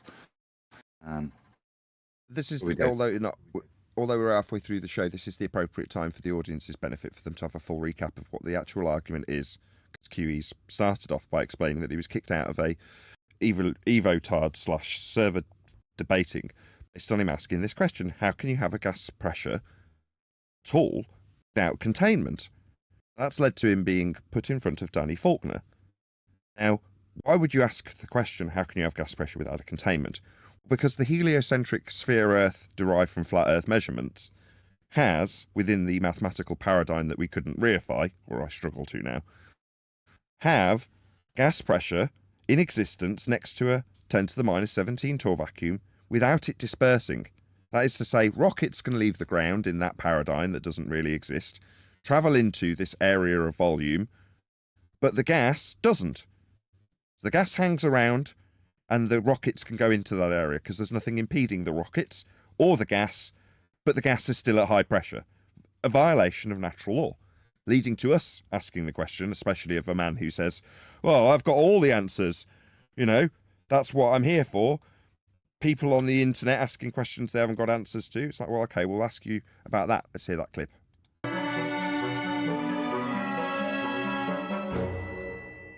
Yeah, I think, people that first encounter Flat Earth, they all say, well, I once believed that it was a stupid idea, but I tried to refute it and I couldn't. Well, that's because you didn't go to the right sources. You went on the internet and you heard these arguments from Flat Earthers that you couldn't answer. Yeah. That's because you didn't know the answers. I know the answers. I haven't encountered an argument yet I couldn't refute. So then we have Danny saying he can't he's infallible. That's essentially what he's saying. So someone's gone to him and said, okay, we've got an argument about how your sky vacuum's fake. How do you have gas pressure that we're all breathing without a container? No response. Now we're in a position where he has to build up a substitution of the question about gas pressure, that's X, for Y, vacuums, and then describe with a convoluted nonsense of how vacuums in cars work, when no, that's gas pressure filling empty volumes. And then from there, overcome it by saying, what's his eventual delta X? That's it. I can overcome this by describing how gas pressure gradients are in existence. That's the full rendition and summary of this outer space debunking. And to conclude, although we're nowhere near the end of the show, sky is not a vacuum. If the sky was a vacuum, the gas we breathe would fill the space. That's what gas does. Hence us asking, how can we have gas pressure if it's got nothing to press on? Nathan, can I ask you to just get that clip lined up again? Before I do, QE, are you there, QE? Yeah, I'm running the show. Superchat! Superchat, superintendent, superfly, supercharged, supermarket. Excellent. Didn't know if he was off for an orange. Danny, this is from Retro Bill. Danny is like a famous safari hunter who acquired his many wall-mounted animal heads by pulling a switch and derailing the circus train. Thank you. Yeah, that's a good, exactly. You got it, Retro Bill. Yeah, thanks, man. Yes, he's a master at it. Superchat, supernova, super trooper, super duper, super cell. Thank you, sir. Roger Ledwell, thanks, dude. Evolution needs a worm like Danny. Yeah, fair. Worm. On that clip now or after you finished? If you could, because there's just a point I'd like to make. That first encounter Flat Earth, they all say, well, I once believed that it was a stupid idea, but I tried to refute it and I couldn't. Well, that's because you didn't go to the right sources. You went on the internet and you heard these arguments from Flat Earthers that you couldn't answer. Yeah. That's because you didn't know the answers. I know the answers. I haven't encountered an argument yet I couldn't refute. Okay. This is interesting because history's a bitch, isn't it? Hold that statement, you muppet flat earthers. If you want the answers, come to me. Well, the question that Nathan Thomas or whatever put to him, kind of hung about, and he did finally attempt it. And where did Danny go? Went to the internet and he cited hillbilly blue balls, gas pressure with three containers. Yeah. Yeah. This is the hypocrisy of the man. Yep. Yeah. After calling all of you, the way he defended himself when he could be bothered to answer somebody was to do exactly what he accused you all of, going to some muppet on the internet for a justification. Yep. Yeah. Okay, so just to fill that in a little bit, like Sleeping Warrior, as he's been involved in this discussion, obviously gets the clip that we've just heard or heard prior, where Nathan Thompson doesn't get an answer out of him at the Flat Earth Convention. From there, you've then got Sleeping Warrior going back to Danny Faulkner. Right, that's where we're at in this part of the story, Adam. Yes. It's now back to Sleeping Warrior at this part of the story. Yeah, so the question's going to keep getting put back to the man that can answer everything. So eventually he's found somebody that he's amenable to answer the same question to. And right. Okay, I'll so let you in the timeline, Sleeping Warrior then says, okay, you haven't answered the question from Nathan Thomas or whatever. And he then basically puts a bit more pressure on him to start actually giving Sleeping Warrior an answer. So he does. He gives him hillbilly blue balls, the redneck retard. That's blue marble science. And says, oh, right, you want gas pressure without a container? Well, the headline, that's the title of this video, is, quote, gas pressure without a container. Bob's your uncle, bosh, there you go, Sleeping Warrior, job's a good 'un. And what he actually posts is something we'd covered extensively the day it came out, which was blue marble science using a butane canister, that's a container, in pre-existing high-pressure gas, that's the air we breathe, and a container called a pipe, just happened to be an open container. And he essentially transfers gas pressure from one container to another container to show that it disperses with entropy. And claim, because it's an open container that still has pressure within it, that is a demonstration of gas pressure without a container. So for, I don't know, a month solid, we were slapping blue marble science around left and right with his own words, getting him to describe what the pipe was. Well, it's a container. So that's gas pressure without a container, is it, in that container? You clown. Yeah, it'd already been absolutely hamstringed before that's Danny Faulkner, cited blue marble. He'd been pummeled to all hell prior to him citing it, which was hilarious. But to sum up Adam's point, the irony being that in that quote, these people just go on the internet. Or did you do a cursory Google search and see blue marble science's headline and not look at the video that contained multiple containers? Yep. Obviously not. Yeah. Way to go, Danny. Good one, Adam. Thank you for stating that. I was going to do that at some point, but thanks to Adam. Also, Danny, gravity, that force that you're talking about right there, that hasn't been a force for 109 years. So, number one, you haven't been keeping up on your continuing education credits for over 109 years. And number two, even if I gave you all of the debunked universal law of gravity from Newton and all of the non-scientific theory, general theory, relativity, multiplied each times 1 billion, they would not together collectively affect the entropy of gases 1 iota. You got it, Crayon Muncher? Probably not. Also, I want to do a shout out to Sleeping Warrior. He's got the hump with us at the moment, but hopefully that's short-lived. Nevertheless, if it wasn't for his tenacity, initially chasing down Danny Faulkner, putting the pressure on, and then asking a third party to interact with him personally, and then continuing to put the pressure on, and then forcing Danny Faulkner's hand, that was getting him to post Blue Marble Science's video. So if it wasn't for Sleeping Warrior and his tenacity with respect to Danny Faulkner, this a lot of these connections wouldn't be there, if you know what I mean. Yes. True. Super chat. Super chat, shut up, Brian. Superstar, super glue, super far away. Roger Ledwell. Make sure you have more than one blue balls. I know that's a phrase in America. Didn't realise it. Brian, over to you quickly. Yeah, I just want to point out that when Danny did produce Blue Marble's video, what he essentially did, what he should have just done, because it's the same thing, is open the can of Coke, right, on video, take a sup out of it, and then go, ah. Do you know what I mean? Because that's what he did. Because there's still gas in the Coke. The can of Coke still has gas in it just because he opened it. You know what I mean? Because that's essentially what he did. That is essentially what he did when you try to send us the video or produce a video of gas pressure within a container that has an opening. Yeah, it's as good as farting in a room full of people and going, smell that? See any container? No.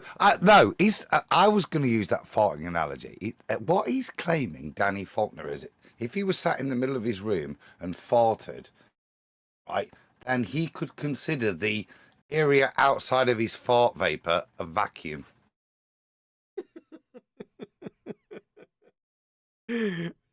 All right, you guys are getting silly. You don't disagree with the claim, do you? No.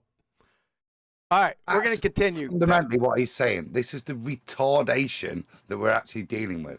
It's very polite, but it's very disingenuous and intellectually dishonest what he's doing.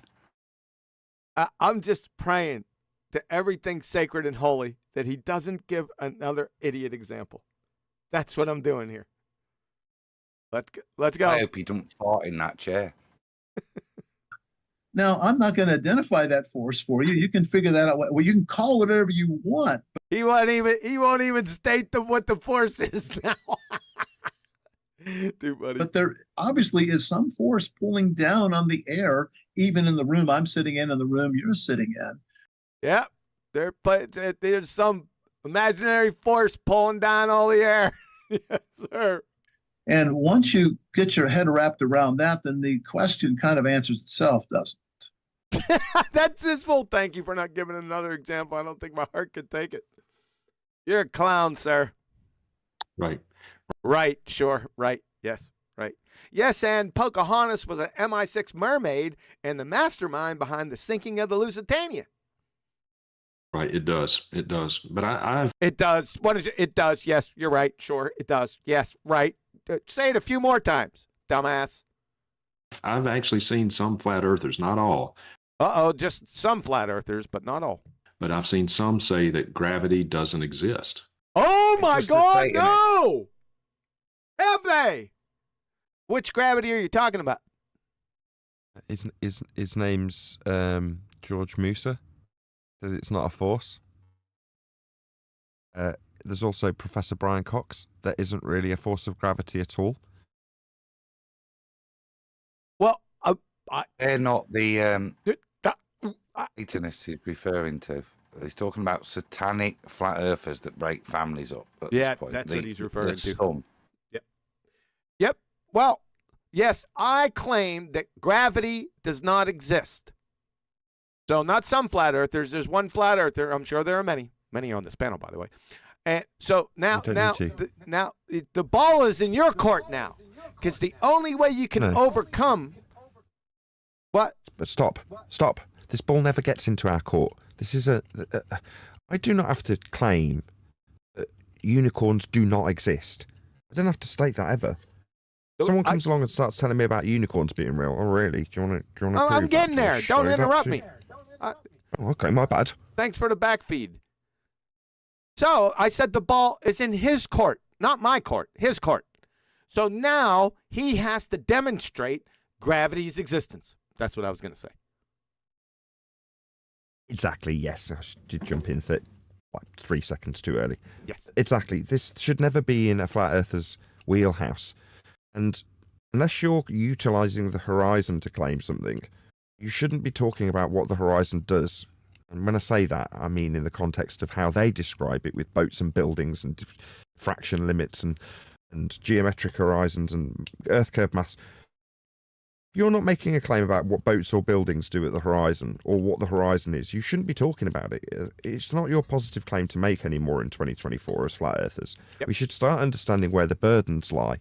In this instance, we aren't making a positive claim when we ask a question about a positive claim that's a given. We should stop accepting that these positive assertions are given and therefore reasserting them because they somehow become our claims. The case in point would be Simon Dan telling me my reference frames are ruined. Like, why has that happened? Forget about how stupid it makes Dan look.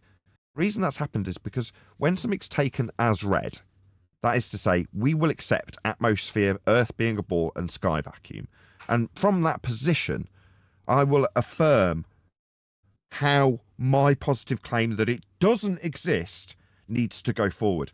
Sod that. If there's no positive claim from me, I'm not going to bring it up. I'm not going to invite you to justify it. If you bring it up, in this case, sky vacuum, you have got the burden and it's never going to be in my court to prove, ever. Yes. Just, we need to understand this from this point forward. Yes. We're subject to masses of burden of proof reversal fallacies for negative claims. So I'm not going to say as a flat earther, gravity doesn't exist. Non-positive claim much. I am claiming the non-existence of a non-force that you can think. Why are you doing that? No. You, as QE's just so admirably pointed out, you're the positive claimant. I've got nothing to do with this. I'll challenge your garbage. That's it. Yes, sir. So, Justin, hold on. So, Justin Peters, on your next show, you have to demonstrate scientifically that gravity exists. Go on, Brian. Well, I think for an audience member, it's nice to school them on gravity. Rather than getting into an argument whether it exists or not, school them on gravity. Go through how many they know or claim to be there. And all about them, see what they know about them. School them, show them, the audience how this person doesn't even know what they're talking about. That's what I think. And then Absolutely. You can point out, you know, the only one of them that actually can be validated through scientific method. And what that actually is. Do you know what I mean? Just like you're putting in your own positive claim that's proven after you've shown that this person doesn't know what they're talking about. Yeah. That's what I fundamentally agree, and I'll start on that basis, which is to say you've got to understand how gravity works and doesn't work, and how it isn't in existence, and why it is in existence, where it was superseded, when it was a force, when it wasn't a force. You need to know all of that to be able or capable of having a debate and discussion about this subject, right? What I want to program into people is that we suffer the burden of proof so much where it isn't necessary. Especially when it comes, the most egregious is this style of non-positive claim that we have to lay down. I claim the sky is not a vacuum. I claim gravity doesn't exist. No. You don't need to do that. And when you do, it can be misconstrued as you making a positive assertion that you need to justify. Well, prove that gravity isn't in existence. Oh, you've lost. You've lost. So we're going to argue back and forth about this non-existent thing that you haven't got a positive claim for and have said is not real. It's like entering into a debate about unicorns. Well, I say they don't exist. Who mentioned unicorns? Me? Oh, yeah, I brought them up and said they weren't real. Why did you do that? Well, so you can argue with me about how they are. Well, what's that going to achieve? Well, anybody watching it will definitely be thinking about unicorns quite a lot, won't they? But for the fact that I brought up unicorns, they hadn't even been mentioned. But here I am telling you about how gravity is not a force and not real. It's not my burden. I don't need to bring this crap up. Their nonsensical claim that they can throw out, like they have in this instance, and then offer no evidence for. Now, there will come a time when that will be apparent to people. But because it's what, a given? Because we were taught at school that it's a force, that it's a given, and we can move on without any burden being satisfied? No, we need to rewire ourselves. And because it's not been satisfied, we don't suddenly need to jump in with a non-positive claim. No, you didn't satisfy that burden. What do you think the response will be? Oh, it's a given. Everyone knows there's a force. Okay, well, that's where we'll start from. No, there isn't.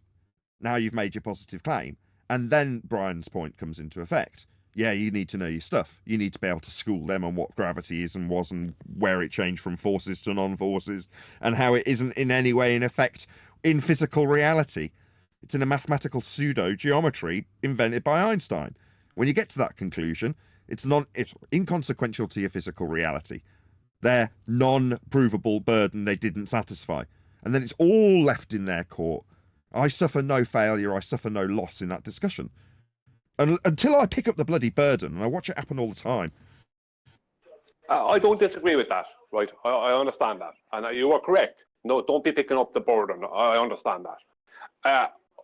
My point with it is, if I can show the audience that my prowess when it comes to that subject is greater than Danny's, and it is, because he would have, if he's, then his or whoever, as soon as they say force, right, and I try and get out of them, what force are they talking about? If I could show the audience that I have a greater prowess in that subject than this person, then he can't character assassinate me as being some flat earther who is ignorant of physics or of what claim physics are. He can't do that then, because I can show that I am the more learned in that position than him. So it's about swaying the audience's opinion. That's what he doesn't want. Now, you're right, because all he will do is red herring and try and reverse the burden of proof. Because the first thing he asks anyone he talked to, I'll heard him talk with a couple of flat earthers once or twice on Discord. Neither wasn't there, but I heard the recording. And he says, so why do you believe in a flat earth? He starts with that, putting the ball in their court immediately. It's a real scummy tactic he has. But that's what he has, because he has nothing to support what he believes in. So I would like to take that tactic with him, where I show that my prowess in that topic greater than his, so he can character assassinate me then. Because as soon as he says the word force, straight away, like I may as well put my hands up and like I'm the winner, because I know that he doesn't understand his own paradigm. I'm sitting in the middle here. We should start building up a bit of credibility, I think, is what you're trying to drive at here, Brian. We're condemned as being the dregs of society, retards that haven't been through the education system that we all went through. Therefore, can be lied to, misrepresented to. We can have stuff that we don't say put in our mouths with quote marks around it.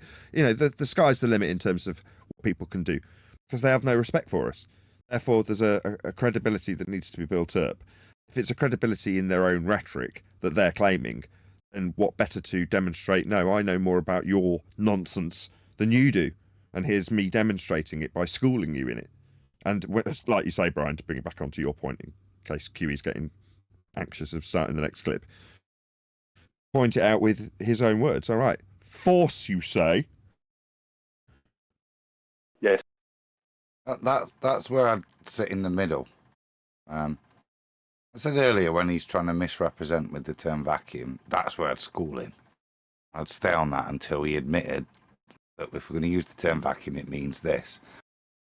Sometimes you can see what a snide git it is, and you think I should school him on this before he's made his statements. And that's what they want, in a way.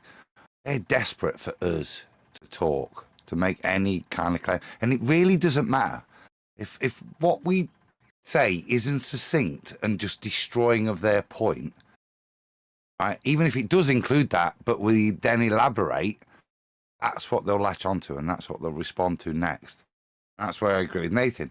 Keep it contained, keep it on focus, yeah. Because otherwise, you give these people anything, and that's where they'll take the conversation. Are you suggesting that if I was to pummel him about the sky vacuum, and then suggest that there's an incoherent dielectric accelerative force moving the stars, you'd prefer to focus on that than on the debunking of the sky vacuum? Is that what you're suggesting? I think that would be a fantastic analogy. Superchat!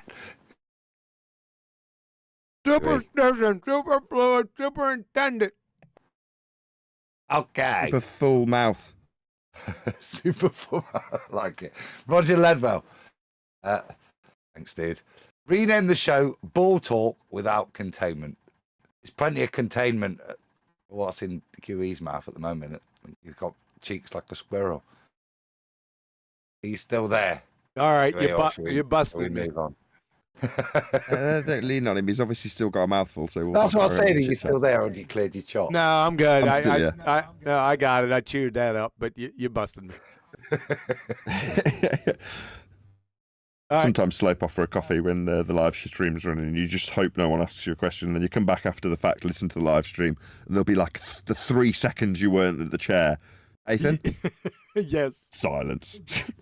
Yes, but I can bank on it with most of the time 100% certainty. If Adam starts talking or Brian, I can go out and get a pizza.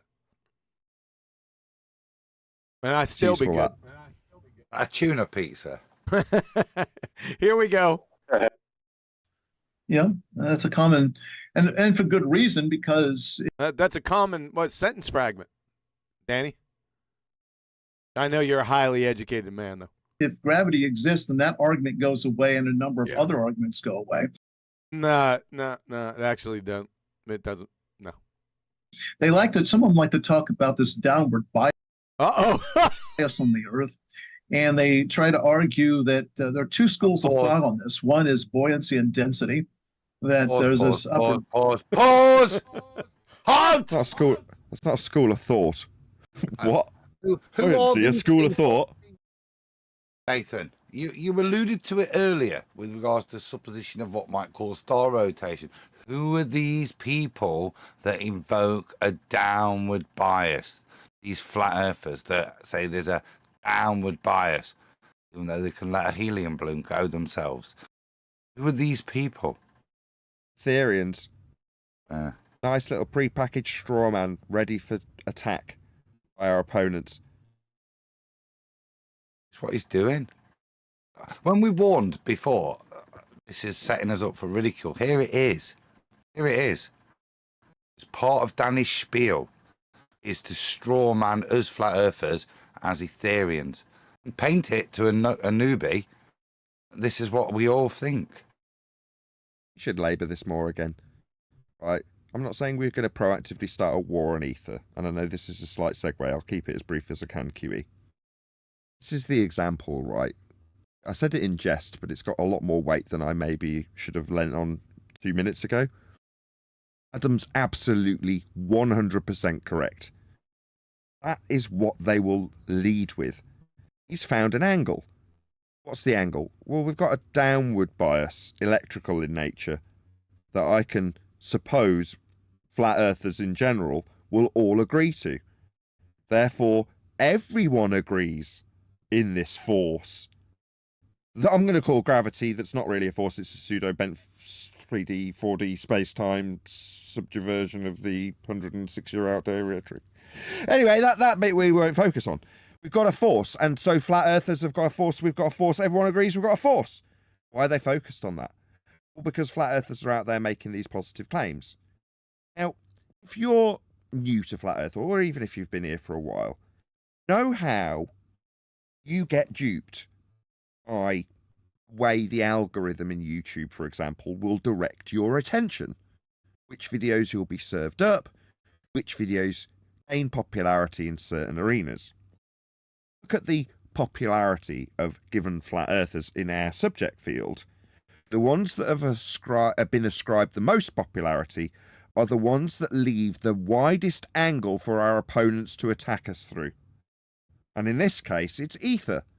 So it shouldn't be a surprise that the people that gain the consensus, even in a subjugated field of people like Flat Earth, they're going to be the ones that are the most beneficial to the overall narrative. That's very much by design, installed into the algorithm. In other words, if you're going to have an opponent, you want your kind of opponent.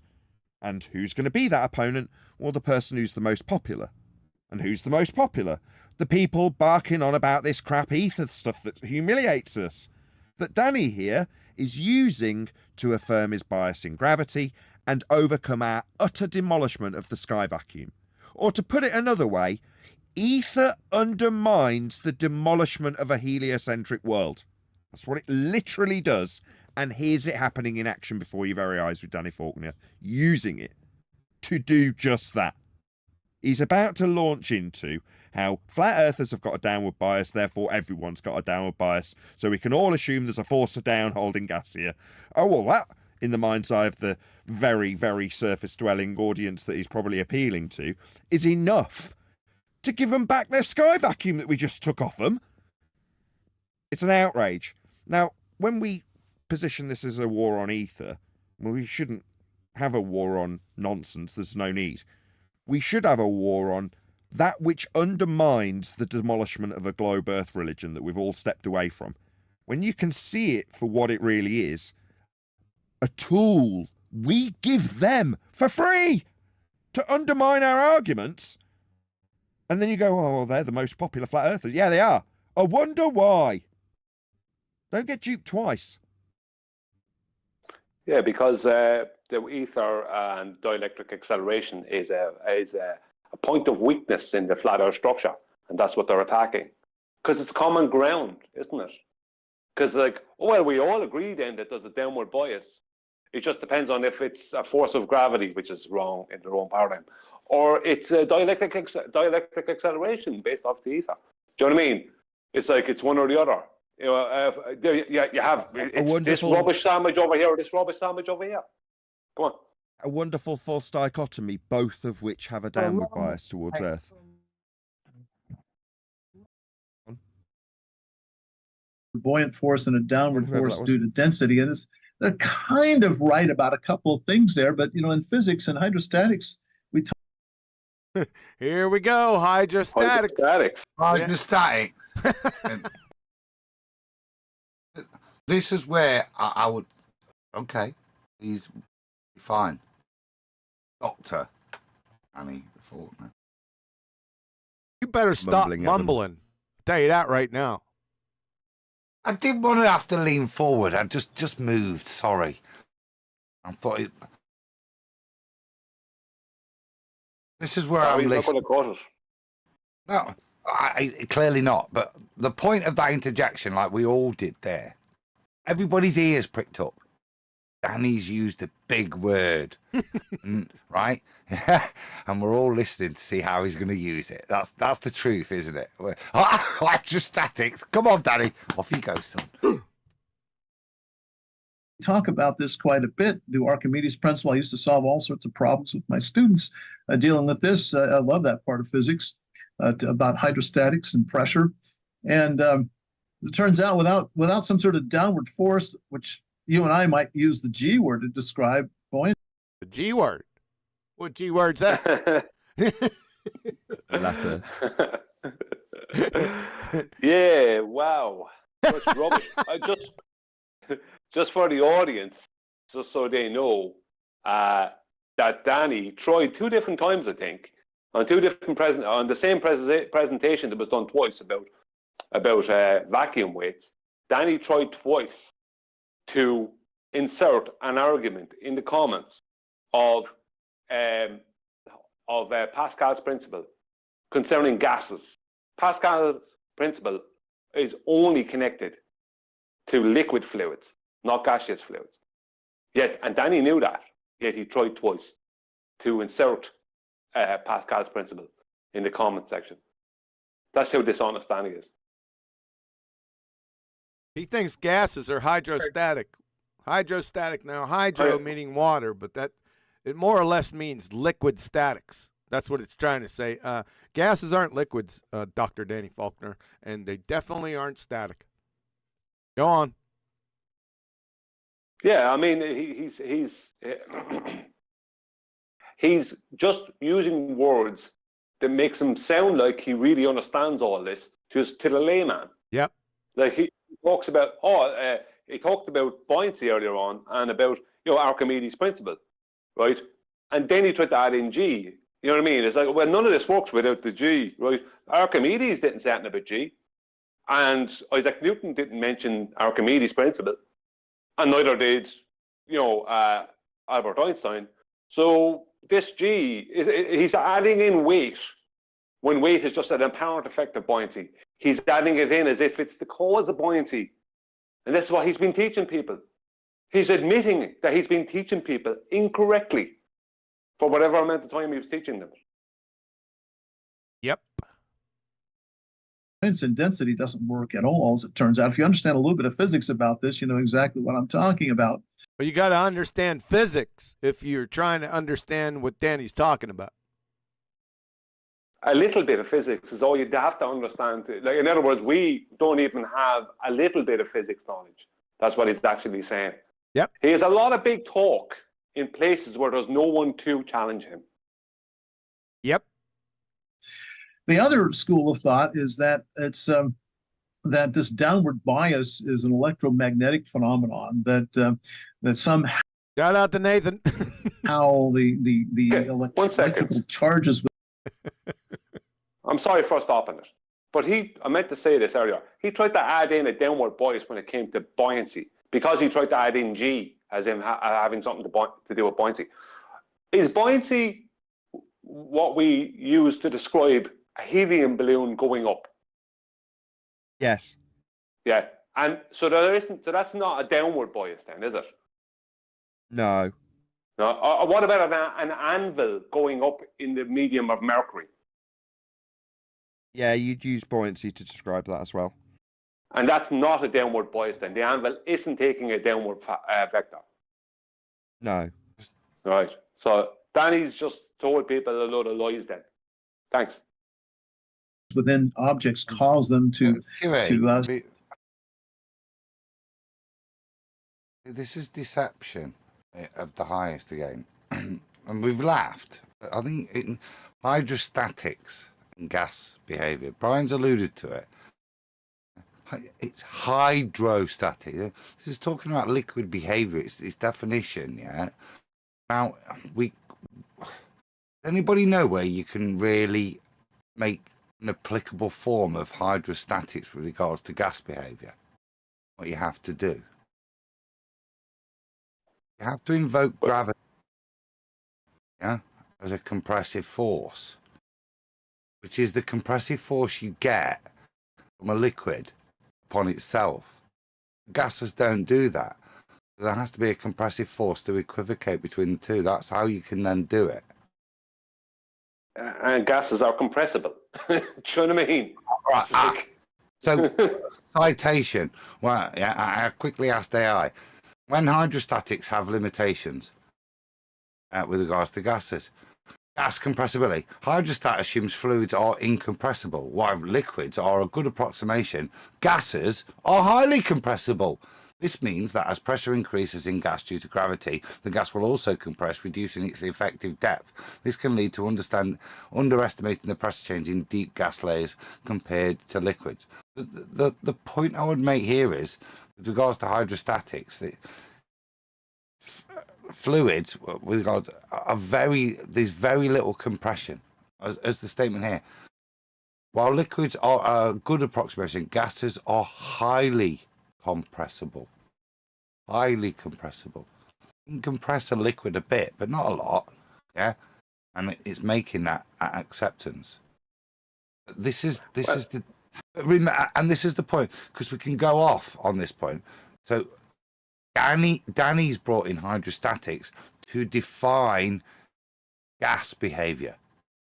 Understand? And he's done it in terms of why he's got an atmosphere. As I've said earlier, the only reason you'd invoke this is if you already have allowed gravity. That's when you can start to have hydrostatics with gas behavior. Without it, there is no hydrostatics of gas behavior.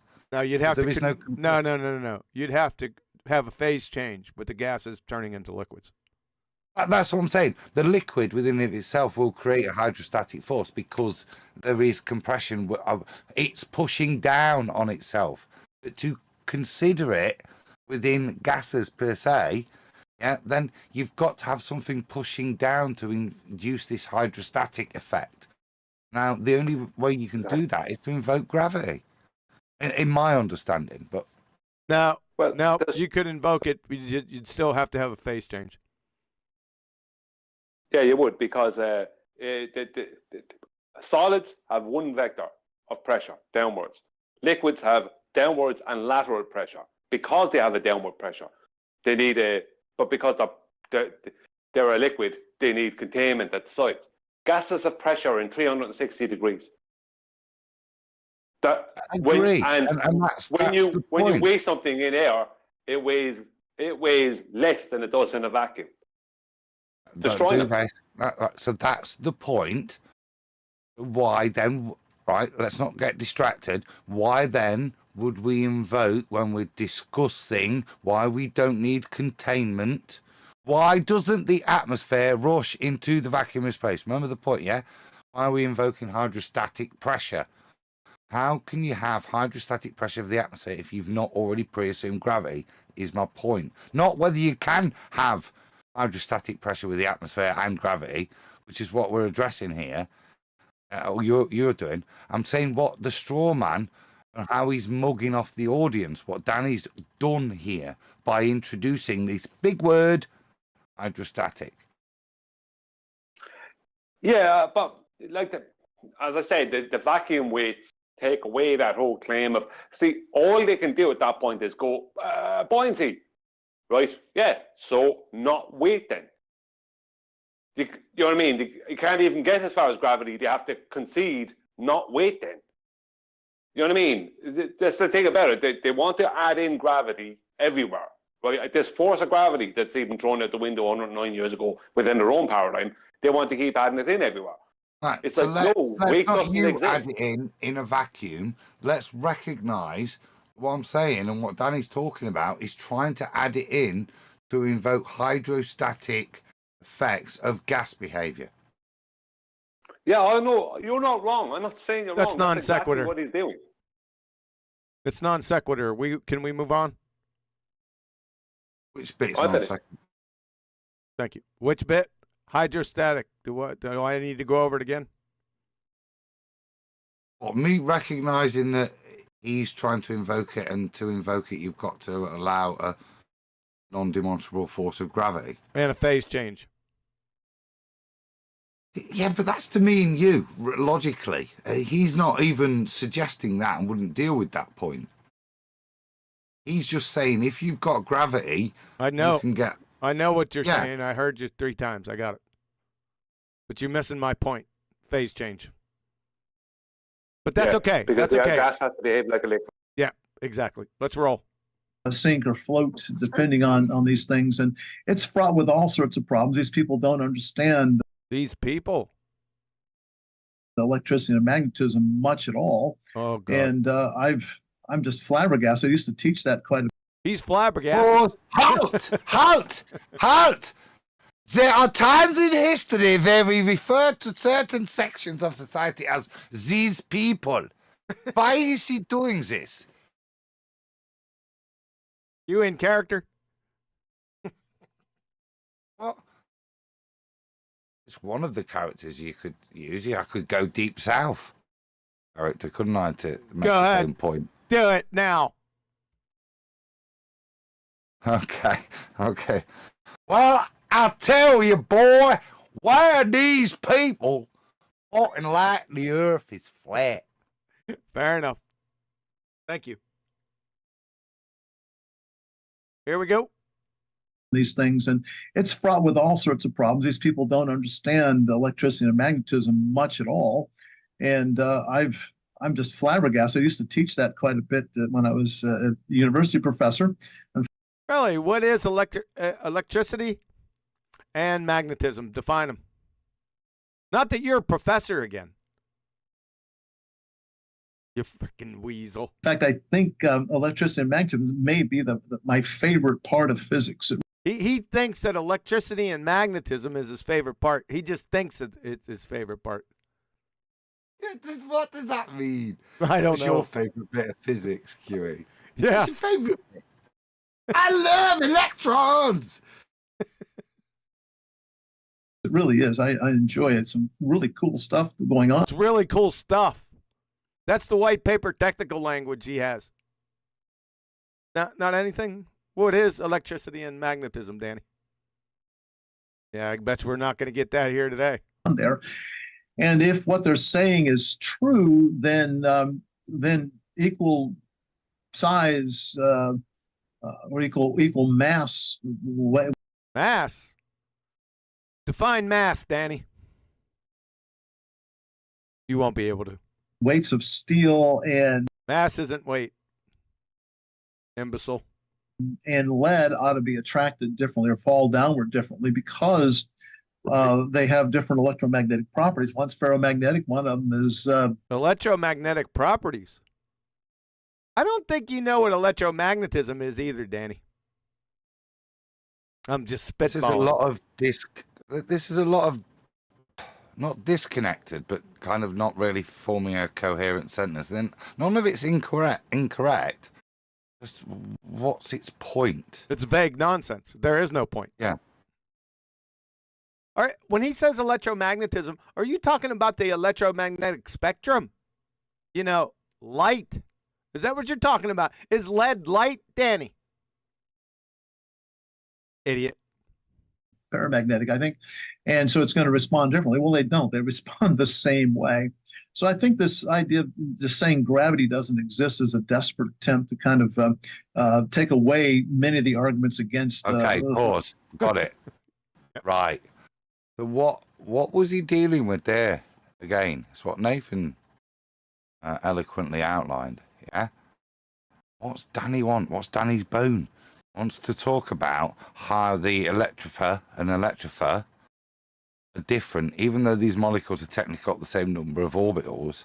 They're occupying the same space, but they've got a different electromagnetic alignment. They should be behaving differently. If the force of down that's now pre-assumed by flat and ball, everybody admits a force of down, just different causation.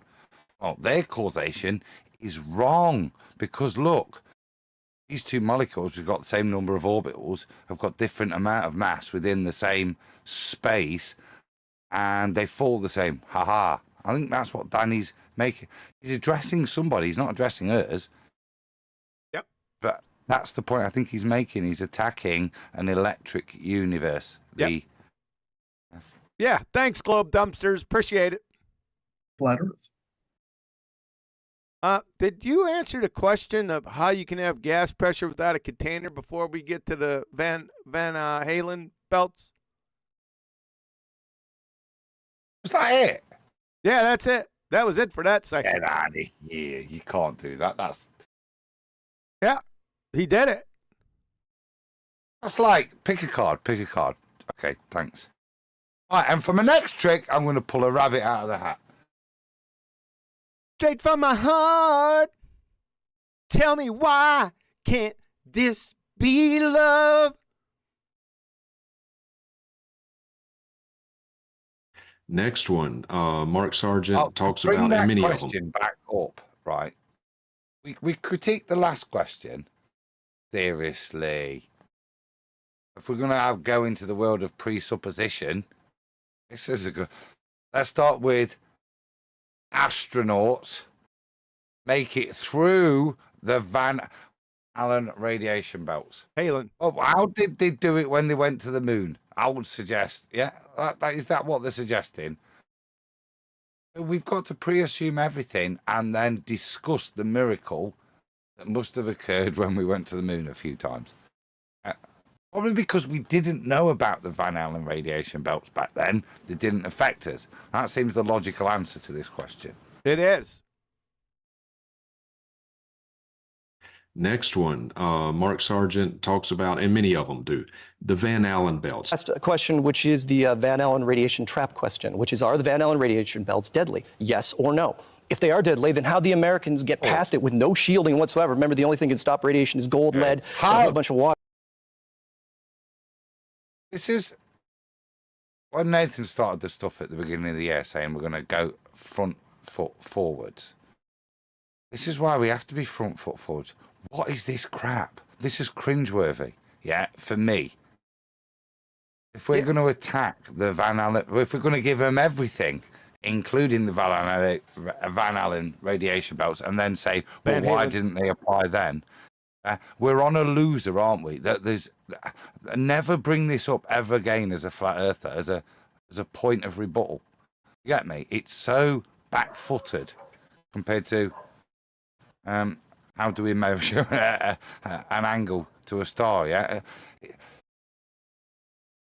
Yeah. How many years ago? It's 5 years ago. So Yes, the point it's I'm more making than is that. how dated it is. Yeah.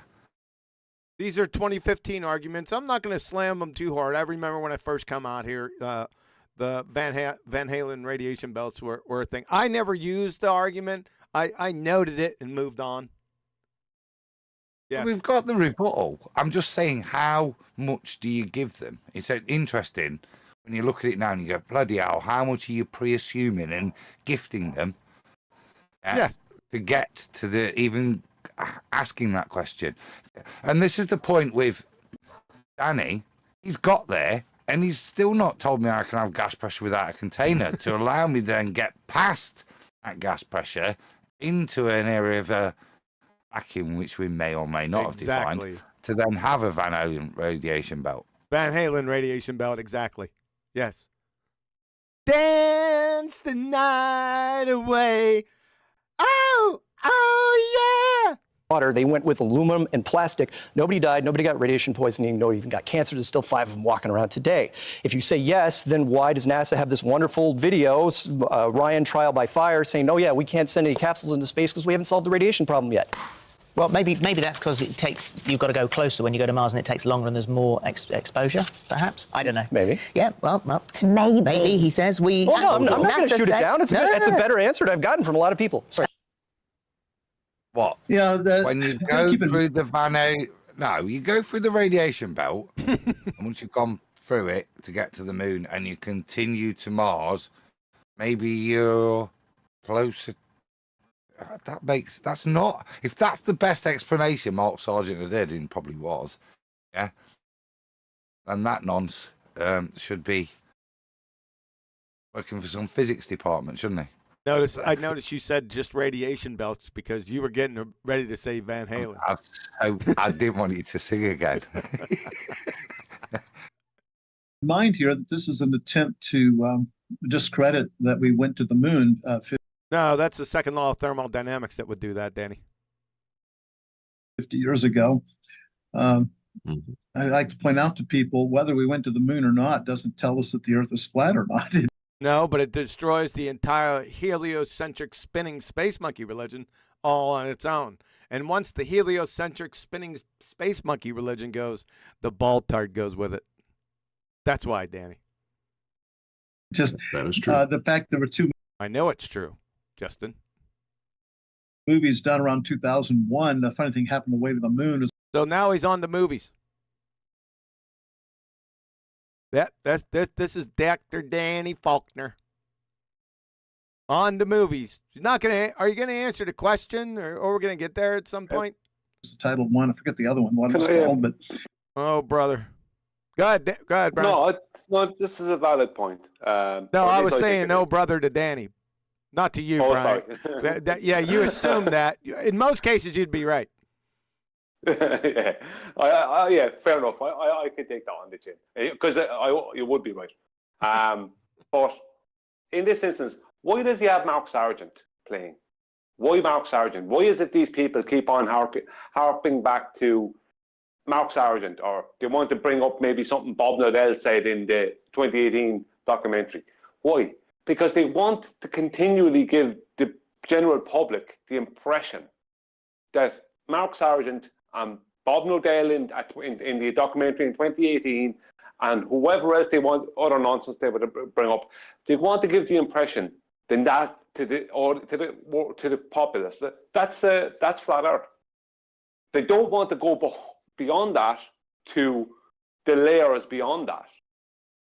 They don't want to show the world, hang on, there's people, he never ever, him and anyone like him, they don't reference you. Do you know what I mean? They don't do it. They don't, in case somebody actually Googles you and finds your channel, they don't do that. Yep. Because they want people to be under the impression that Mark Sargent, no offense to him, is all that Flat Earth has. No, but they're not. See, this is recent. That YouTube, that clip from this morning is a very long time ago, 5-6 years ago. Yeah. What they're desperate to do, and what he's demonstrating here, is him trying to generate an argument that he can deal with. Yes. He's already had to brush over gas pressure without containment, change it, and even though after he changed it, not address it. Now what he'll do here is paint an argument he can at least attack. Won't, probably, but that's all they're doing, is trying to formulate some argument, readdress whatever you said to them into an argument they can deal with. Because they can never deal with what we've put to them honestly, can they? No. You're all over it. You two guys are all over it. And fundamentally, remember, this is two Bible people. And this is still not got to scripture, have we yet? Nope. Couldn't we have had a bit of scripture that said why you can have gas pressure without containment? Or cited something that kind of said, well, actually, if I go to script, and I'm not talking about honest people here, two honest men, just saying, well, actually, we're both Bible-believing Christians. What does Scripture say? Before, as we address each question, is there a point of Scripture that we can reference here? They're not, are they? No. They're not interested in it, which is odd. No, he did say that they were going to discuss Scripture. I don't know where that is. Like I said, I haven't gone into this, so all I know is it hasn't arrived yet, and we're at 43 minutes and 23 seconds. Those documentaries were made by people who believe the Earth is a globe. They don't think that they weren't flat earthers. So this argument isn't really an argument for flat Earth at all. It's for Apollo moon landing denial. But denial? Well, it's against the second law of thermodynamics, Danny. At a minimum. Also, Brownian motion, Boyle's law, Charles' law, Gay-Lussac's law, parts of Dalton's law, and Avogadro's law, to name a few. But the Van Allen belts are a bit over. Van Halen. Overrated. They're a donut shape, a toroidal shape. Are they? Are the Van Halen radiation belts toroidal? Really? Can you show us besides this cartoon? Collection of charged particles that have been. This is where we're going to have an agreement with Ethereans. They're going, oh yeah, toroids, magnetic toroidal fields. Yep, I'd like to see these Van Halen radiation belts. See them or take pictures, something. Not this cartoon, Danny. Donut shape, a toroidal shape, a collection of charged particles that have been collected by the Earth's magnetic field. And Whoa. They've been collected by the Earth's magnetic field. That's 200 times less powerful than your common refrigerator magnet, Danny. How do they do that? On your next... If you follow a toroid, they tend to funnel things down. So if after they've collected them and they followed the toroidal path, surely it would mean we get more of these cosmic particles hitting the Earth because they've been funneled by the collective toroidal field, as weak as it might be. Yes. Boy, that trouble with invoking crap you don't know about, innit? Yeah. Oh boy, Danny. Oh, Danny boy, you're in a world of hurt. Every idiot statement comes out of your blowhole, you're in big trouble. Confined to that kind of a donut around the Earth. Donut. And there were two ways three ways they really avoided that. One is that they. How we avoided it. They stop stuttering, you fool. They what? How did we avoid it? You said a tin can. Actually, it was more like an aluminum can. They had a thin skin around them that had to hold in the pressure they had of air in there. Otherwise, it would have died. Oh! Hold up. So they avoided number one. He wanted to say cat. He was just getting ready to say, "Watch this. Watch this. Watch this. Watch this. Hold on. Watch his lips. He's about ready to say gas pressure. Watch." A tin can. Actually, it was more like an aluminum can. They had a thin skin around them that had to hold in the gas pressure, Danny. Yeah, was that it? and Danny, what would happen if they didn't have that container? Pressure, they had air in there, otherwise it would have died. Otherwise, they would die. There you go. Thank you very much. That's how you have to have a container with gas pressure. Thank you. Boy, that's a gem. All right. Anything else? Any comment? Let's try and get to the moon. Let's play. So you guys just want, do you think I adequately summarized his position? Thanks, Danny. That's it. Yeah, it's another hillbilly blue balls moment. He just admitted yet that you have to have the container for gas pressure or you'd die. Thank you very much, Danny. You dumbass cracker. My word. And it had some thickness to the wall and other equipment too, by the way, just wasn't the skin on the thing. Right. And the charged particles in the Van Allen belts can be stopped relatively Van Halen. Yeah, right. easily, especially the most of them, because they travel too slowly. They hit that wall and they stop. Alpha particles are part of this. These are simply Ooh, that's a sciencey term right there. Alpha particles. protons, they're hydrogen nuclei. And Oh, they're hydrogen nuclei. Now he's gonna mesmerize his audience. Look at Justin over here. I remember back a half century ago taking a modern physics class, and we had a radioactive source in a cloud chamber. And I had a hard time seeing. At first, I was looking far away from the source. Now we're off into fairy tale land with Danny's conjuring from his memories. You notice how he does this every single time somebody asks him a question. Look at this. Look at Preston like, what the heck?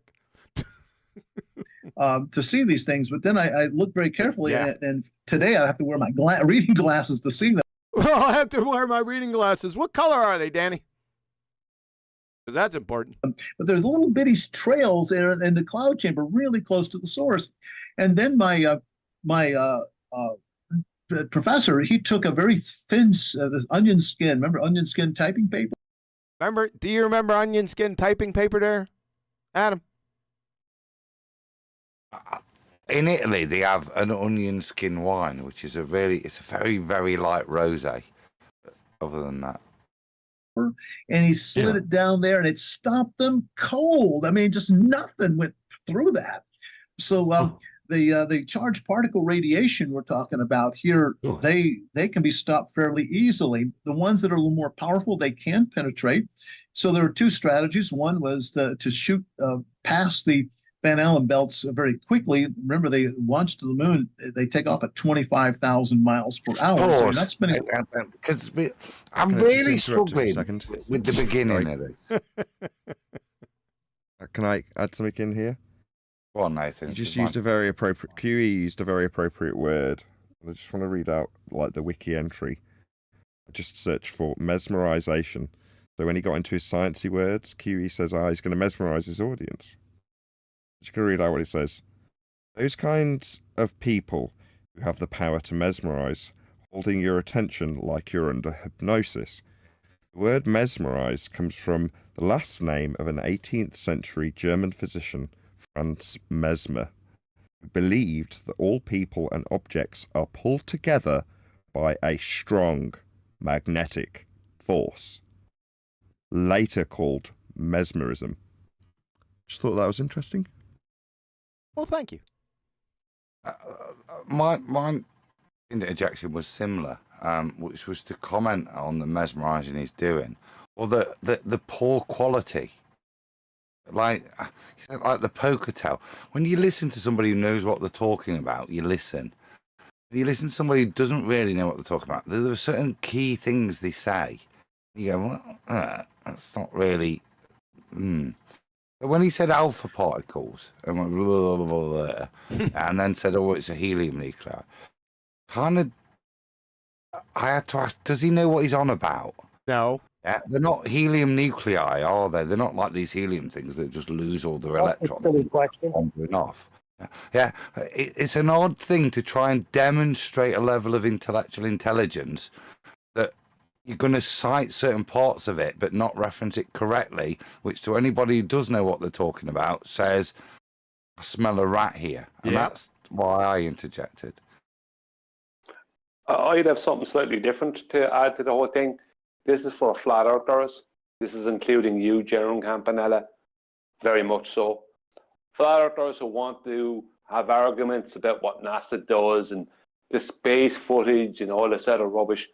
This is where it leads to. This lawyer and lawyers like him waffling on with a load of rubbish, not answering the question of how do you have gas pressure without a container. That's where you lead to when you want to talk about whether this mission happened or that thing happened or this thing on the moon or that thing in space. This is where it leads to, listening to this rubbish, talking about hydrogen nuclei in a paradigm that can't exist. I completely agree. I tried to summarise it just not as concisely when I said it undermines the overcome when we talk about having gas pressure without a container. The ether just opens the door to this kind of nonsense. You're absolutely right, Brian. A lot of time in it. Also, they didn't go straight to the moon. Here's the Earth, the moon's over here. Instead of going straight to the moon, they went up like this, and they went over that donut part for the most part. So they avoided the most intense part of the Van Allen belts. There were concerns about that back. That looks like, that looks good. Is that? Oh, another cartoon. That'd make a great badge for like a space force or something, wouldn't it? Looks like two beetles.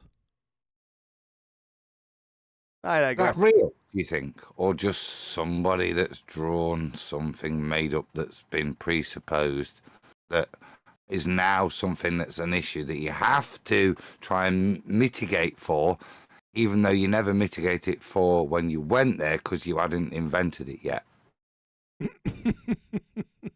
Then, and there are concerns about that today.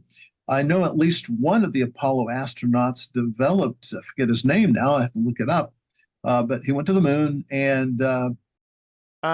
Sure. Yeah, and dark matter is created from nothing by luminescent gerbils. He was one of the Apollo 13 astronauts, and he developed later on a type of cancer that is associated, very rare cancer, associated with that kind of radiation exposure. Yeah, travel to the moon through the Van Halen, everybody, that rare cancer that you get through going through the Van Halen radiation belts. Yeah, Van Halen. You two struggling with it. I'd given up on it in a way. What is he saying now? That proof that the moon journeys were real is the type of cancer this guy's got. That's fundamentally what is the positional argument here is. It's a nonsense waffle. He's going to get to the end and you're not going to know what question that was asked. He does it every single time. Appeal to type of cancer fallacy. Yeah. You've got moon travelers cancer. It arises, if he hadn't gone to the moon, would he have had that cancer? Of course, we don't know. Yeah, I told you. It's just a wholesale nonsense waffle from a moron. Yeah, that's what you got. Space cancer. You got space cancer. That's what you've got. But they call it the Van Halen effect. Van Halen effect, yeah. But we just don't know if he would have got that cancer. The Sammy Hagar one. You don't get space cancer unless you've been to space. Through the Van Halen radiation belts, then you get space cancer. That's Danny's claim. Well, we don't know if he didn't go. Danny's point was, if he didn't go, we wouldn't know if he would have had that type of cancer. We just wouldn't know. What, space cancer? If he hadn't have gone to space, would he have got space cancer? Correct. And a couple other cases like that too. You're still subject to the same sort of radiation damage when you fly in an airplane at 35,000 feet. Airplane cancer. Yep. Now we got airplane cancer. Yep. Actually, some danger there, but you're largely protected by the skin of the aircraft. All right.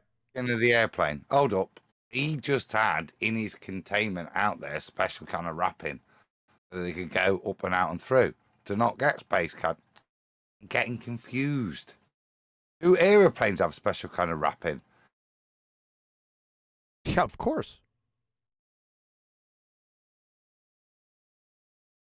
And he's doing a special kind of wrapping.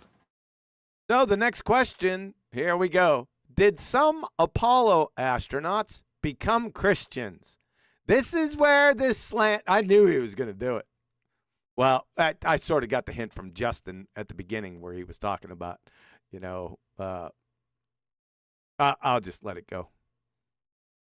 Are you calling that colonel a lawyer? Yeah, you were going to go down that road, I think. It has to. It has to. Look, did some Apollo astronauts become Christians? That's the question. You see, I raised this point in the week.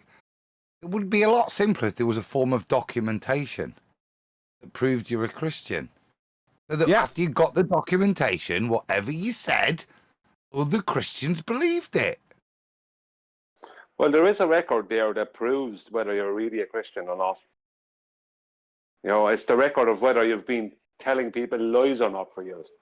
I got it wrong, Brian. Uh-oh. No. I know that's bringing Nathan out of the cobwebs. Yeah, but if someone It's wants not to the claim standard. they're a Christian, well, if someone wants to claim they're a Christian and they're telling lies, like an astronaut, you can't really call that person a Christian, can I? I can't say, it's a good Christian you can. there. Yes, you can. That's not what I'm alluding to. That's not what I'm I think I could go out and get a. I'm saying. Hold on. I think I can go get a pizza right now because this is going to be a while. Go on. At least a banana. I think you're good for. Maybe a Christian would get a chance to say something. Well, all right, Fundy.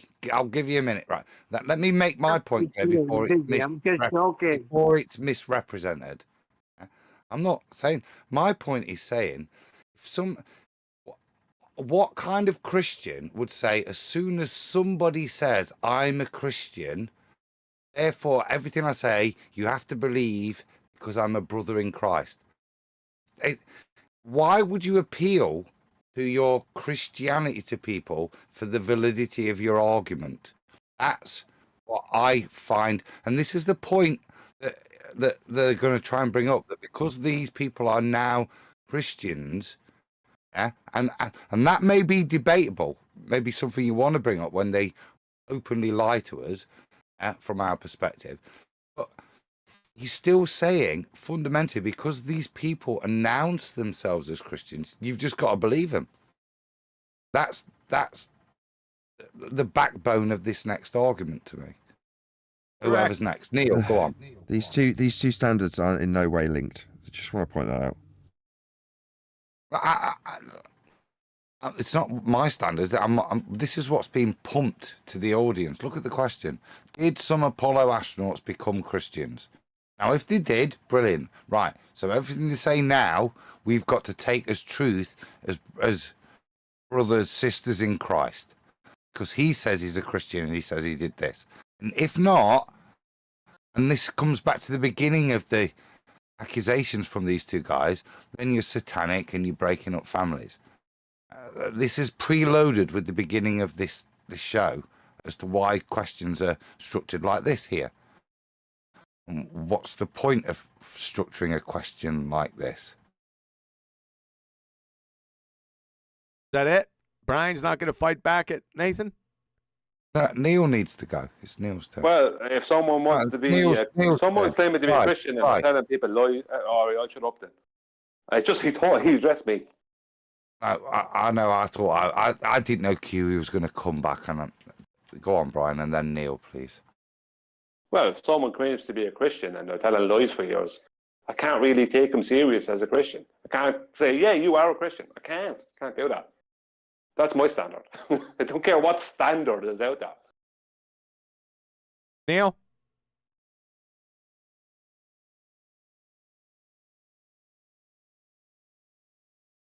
He'll come in with a broken mic in the middle of what you're saying. Okay. No, we make the airways for him. Yep.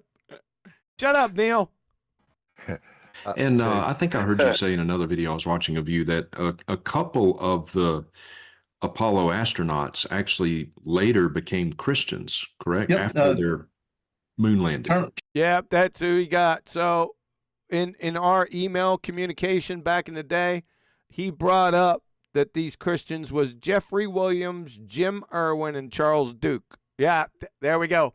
We got James Irwin and Charles Duke. Where's Jeffrey Williams at? That's who he hit me with back in 2016.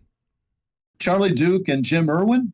Jim Irwin's deceased. I know Charlie. I don't know him really well, but he's from my adopted hometown of Lancaster, South Carolina. Here we go with the color commentary now. Big man down there. I knew his identical twin brother very well. I knew his. What was his favorite color? The twin brothers. Bill.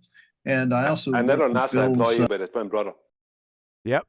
Daughter and his niece of Charlie. She was on the nursing faculty there at the university. Oh, now we're in the what his niece was it the actual astronaut or his twin brother? And what was her favorite color? And so I've talked to Charlie several times. I actually emailed him a few years ago and got a quote about flat Earth from him. So that's astonishing. Congratulations. And when people his cousin, Corn Pop. Yeah, he was a bad man. But this is getting a bit Joe Biden.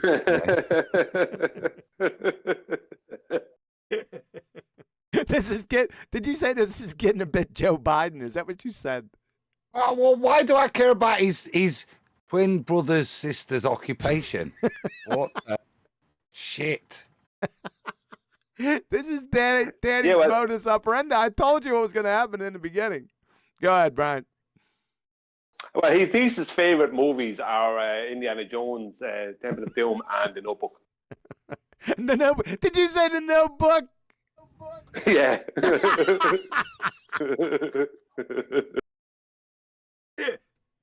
Oh, goodness, Daddy. Been to the moon, whether they're flat earthers or not, they're in a position of accusing two Christian brothers of lying about the biggest thing that ever happened to. Yes, they're liars. There you go. Yep. There you go. Yep, No, they're liars. It's not. Brian, Adam, let me accuse him. Who's backfeeding? Yeah, but you know what? You know when you say it like that with that backfeed, it was quite good. Do it again, Nathan. It was like reverberation. So they're asking for people that are accusing these astronauts of being liars. That's a big problem. I'm accusing them. They're liars, demonstrably. So am I. We got two here. Any more?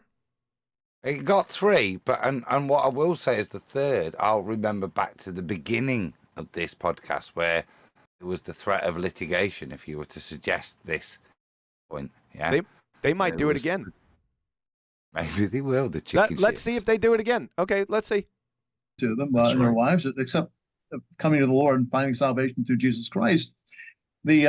I've met two other astronauts, recent Christian astronauts. One is the Jeffrey Williams. He's now. I told you that was Jeffrey. That's what I got. That's who he hit me with. Jeffrey Williams, Jim Irwin, and Charles Duke. So he had mentioned all those three again. What happened the last time you did that, Danny? You've respawned. Retired, but I've got a book of his on my shelf that he's signed. And Danny's got a book on his shelf that he signed. That's relevant.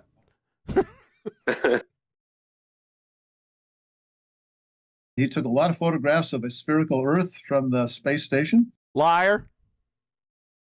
He's a liar. Oh, if he did, would he not share those pictures and Danny could show us? A lot of pictures, yeah? There it is. There's one picture right there, Adam. The work of his hands. A view of God's creation from space. Colonel Jeffrey N. Williams. Well, what is that rhomboid Earth? Look at that. That's not a... Yeah. Welcome to Rhomboid Earth. It's a Dungeons and Dragons dice, basically, by the looks of that. Book about that, and then the other one is Butch Wilmore. He's a current astronaut. He's done some speaking with Answers in Genesis. I've been at conferences with him. Super. I'm sure Answers in Genesis to promote liars. One of them being you. guy. Isn't And the he's irony been, that his website's called Answers in Genesis, and if we go to Genesis, it shows he's a scrote.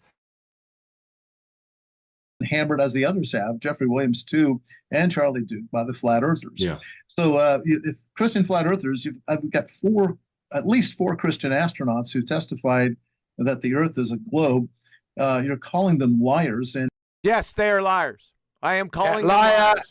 liars. Liar. Anyone else? Liars. Liars. Standard is not if they're Christian or not, to whether or not they're lying. Yeah, well, the thing about it is, it just means they're forgiven after lying. Yeah. Liars. They're liars, Danny, like you. and that is without any evidence. Then they're Oh, I have evidence that they're liars. I have the second law of thermodynamics. I have Brownian motion. I got Boyle's law, Charles' law, Gay-Lussac's law, parts of Dalton's law, and Avogadro's law. So I've got evidence. They're liars. Don't forget Chris Van Halen. lying, other than the fact that you don't believe the Earth is a globe. No, I know the Earth is not a globe. I know that it is flat. I have evidence that they are liars, that they can never shake out of. Open and shut case. I can do it in 20 seconds. So you're in a position of accusing four Christian brothers of lying, and that's a very serious charge. Okay, I'll take that serious charge. Those four quote unquote Christian brothers are lying sewer rats. You can quote me on it right here, right now. Me too. You only need 2 or 3 witnesses. I have 4. All you need, he's appealing to the Bible as establishing something is true, that you only need 2 or 3 witnesses. You lying piece of shit, sewer rat, despicable scumbag, you. You ass clown. Right. We need a J on that for that claim, please.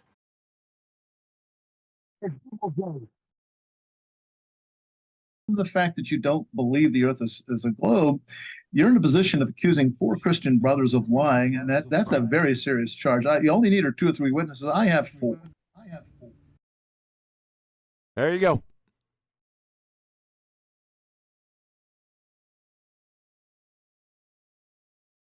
And May not work. Witnesses to what? I don't have the passage to hand, but I think it's. I don't have it to hand, so I'm not prepared to comment right now. But that's not right.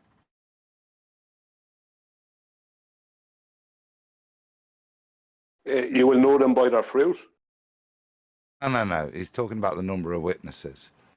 Well, let's see. Yeah, I think I covered it though.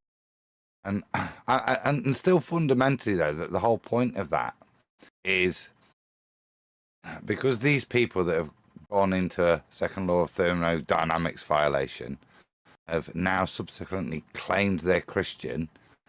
After they've done that and lied, that we should now, because they're Christian, because and like I said, this is why we need a card that says we know you are a Christian. Right? That'd be really helpful, because this is the fundamentals of this claim.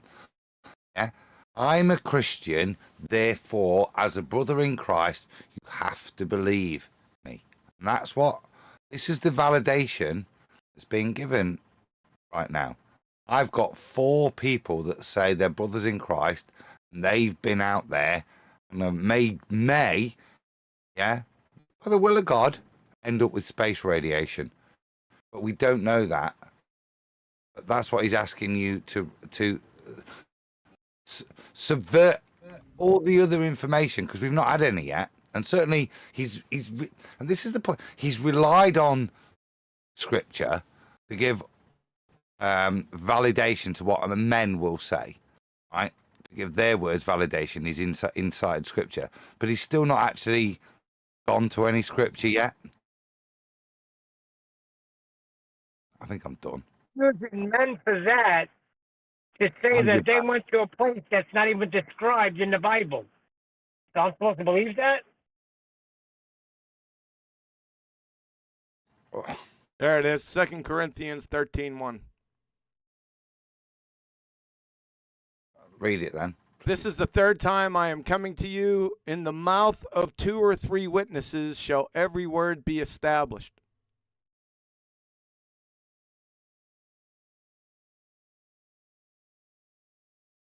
Oh, we're done. He's got 4. Now, He wasn't a witness. we haven't established every word. You're busted, Danny. You're only trying to get, this is an appeal to good communication. So Okay, everyone understands. Yeah, you follow. Within that scripture, QE, what's the underlying premises that we've got Christians, they're part of the congregation?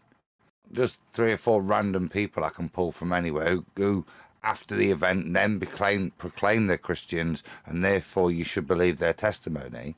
This is talking about pulling people from that congregation. If I take this 3 people from amongst us to give honest testimony, knowing that and this is the point, we've lived with them and we know who they are, so their testimony is valid to us, yeah, outside of the proclaimment that they're just Christians. Yeah, that's why it's valid. But there got to be witnesses to the event of what happened. That's why they're saying the witnesses now. I'm saying why the witness statement has validity is you're part of the same congregation. I'm not pulling Joe from Wisconsin, the other guy from Florida, and all of them who have never been part of, and this is the point, weren't part of the congregation, but now say they are and go around telling Christians that they're Christians and they did go to space. It doesn't really fulfill the criteria of what was described within a congregation as what will be taken as truth. Yeah, Danny's a moron. Danny's appealing to something that he has no clue of. He used it out of context. So you're a moron, in other words. Well, we already knew that. And a lion surat. Yes. Amen. I'm so glad you said Yeah, I know. I need an amen for that. I know Jeff Williams as well. It's been an honor of mine to get to know him over the past few years. We've developed a friendship and spoken at several conferences together, actually. And because you've spoken to him a few more times, therefore glob and space. Yeah. And I also have a copy of his book. And that's important. What's his favorite color? Is it hardback? Go ahead. Is it a hardback? Learn twice as more if it's in hardback form. Too funny. Up until very recently, he held the record for the most number of days spent on the I thought you were going to say held the most number of days for holding his breath. International without a container. Space Station. We'll talk about that in a second. But pause. Don't you need a container to hold your breath? Yes. Without it, it just like equalize, wouldn't it? It's taken more photographs of the Earth from the ISS. There's another photograph. Adam, you asked for them earlier. Yes. I like it. Than any other person hit in. He's taken more pictures from Narnia than any other person ever. Colonel Jeffrey Williams, the liar. Oh, right. What's the first? Right, every time you roll, I don't know. They orbit a couple of times a day or more, don't they? In their paradigm, right? What's the one picture you want? It's the one of your house, innit, or your country. Why is every crappy picture just sea and clouds? It could be CGI, it might not be. I'm not interested, but show me a picture of your house. You've gone to space. You got sod all else to do other than grow lettuce out there. Maybe put on a Super Bowl shirt. I don't know. But why are the pictures so grow lettuce? Not related to anything. They're just crap, aren't they? Look at it. Ever. And so he is a wonderful Christian man. He's a wonderful Christian man. That puts him up a little bit higher than just your regular, everyday, average Joe Christian man. Humble guy. And he's very humble also. And I have actually, I was in an email dialogue one time with a flat earther who's a believer, and he actually was A believer in what? That would be helpful. Do you know that belief means to accept something without evidence, sir? Bet you don't. forced to say, yeah, I asked him, I said, do you think Colonel Jeff Williams is lying? And he finally said, yeah, I think he's lying. No, I know he's lying and can prove it. Go ahead, Adam. I say he's lying. Brian, Nathan, anyone else on the panel, do you think he's lying? It seems to be used as some kind of fear point. They've done it a couple of times. They use semi-litigational threats. You're not a real Christian if a man who says he's in Christ makes a statement and you say, well, that defies every bit of bleeding logic and natural law that I've been presented in my life. You shouldn't be able to call him a liar. Very important to him to not allow us to call him a liar, these liars. Danny's one of them. He's a liar, isn't he? Yeah, Danny's a liar. Yes. Yeah. Now, I don't think he's lying. I know for an absolute fact they are all lying and can demonstrate it in less than 20 seconds. I already did a couple times. Go ahead, Brian. Besides the fact that I know that this guy's a liar and I 100% claim him to be a liar and accuse him of lying and can prove he's lying, the point is that if I state that all gas pressure requires a container, solid containment, am I lying? No. Well, that's up to them, isn't it? Because they're basically saying that I'm lying when I say that. Yep, and he's a humble Irishman. Well, they have to, otherwise they have to give up. Logic. Sorry. And he finally said, yeah, I think he's lying. Well, they have to, otherwise they have to give up their belief in the flat Right. earth. Yeah, we don't believe in the flat earth. We know it for an absolute fact and can prove it. Projection. Yeah, it is projection. No, we no. So all of us have kept saying no, he's lying, and we don't say it that definitively because we're funded. And it means we'd have to give up our religion of a flat earth. Yeah? We say it because it's demonstrably false. Yeah, it's you. Yeah, that have to say he's true, so that you can't give up, even though it's in opposition to natural law. These claims, even though it's the points of previous question and this one that you've not been able to address. It's you that have to just accept his word and readily do, and then purport to others using your Christian faith, you scumbag, to underline your point, to support your point.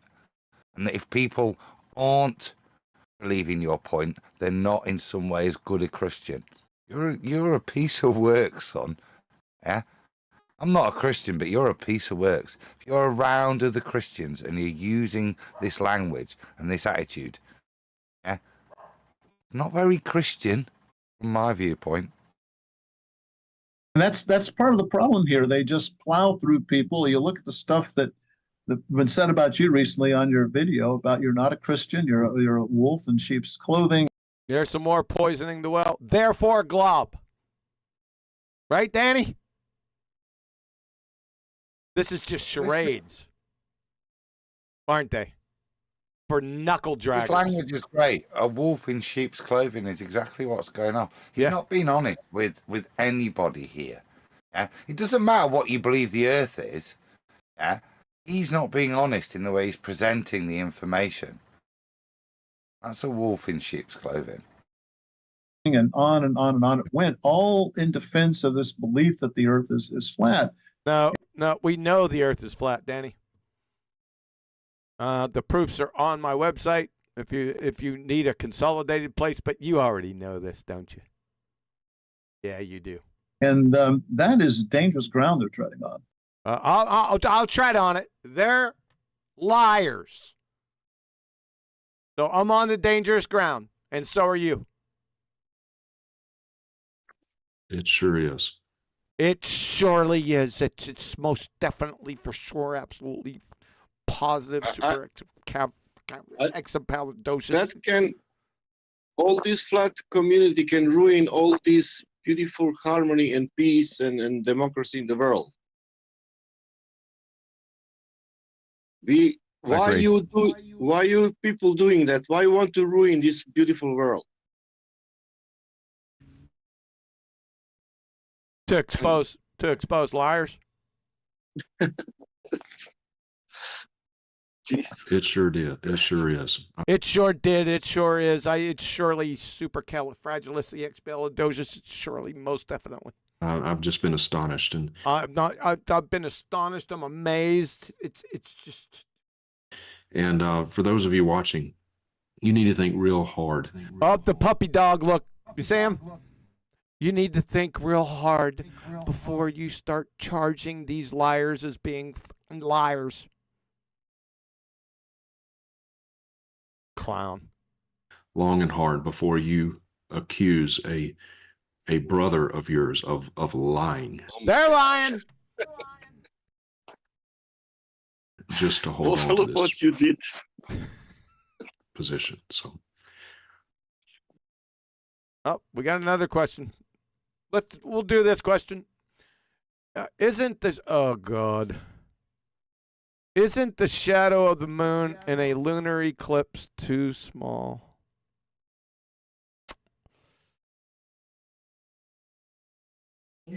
No, it's just the right side. Let me go ask my.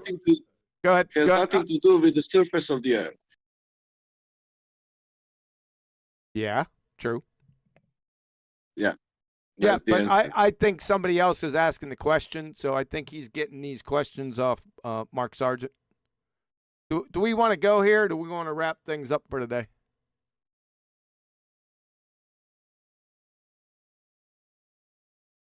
4 hours. Yeah, I figured. You know, I should have never started that nonsense. Yeah, it's your fault. Let's take a break. Let me think about it, because I know steak's coming this evening.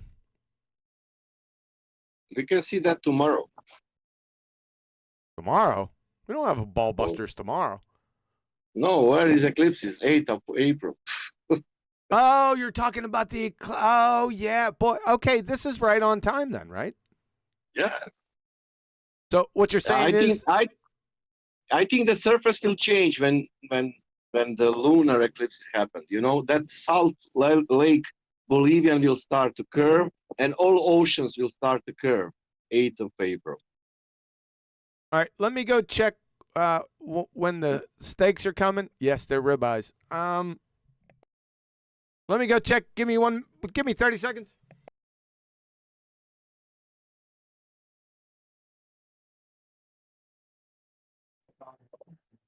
Nothing to say, Adam.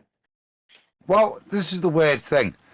Literally, I've just run off and gone and got my Arthur chicken kebab. And then I come back and Huey says, "Gotta check the ribeyes," and runs off. I've not really got a clue what's going off. Well, I'm hoping that those steaks are vegetarian steaks and that they've been grain fed. Adam, you need to try cevapcici. Leave that kebab. It's nothing. Okay, I'd like to interrupt. I've got a point. I'm interrupting. I got an hour. Can you guys hang for another hour? Yeah, of course. You answer my question. Okay. Yes. Hey, 10th man is out there in chat. I just looked down. Welcome, 10th. Oh. No way. Hey, 10th, what's happening? I miss you, buddy. Yeah, good to see you. Come in here and sort this out. And sort it out. I've got a question. Right, so you said I'm off for steaks, right? It was my wedding anniversary. Luckily, not on a Ballbusters night, otherwise I would have got grief. But we had, and I'd never had this cut of meat before, and I'd never even heard of it. It's called a Denver steak. Oh, Are you aware? yeah. Yep. Really nice.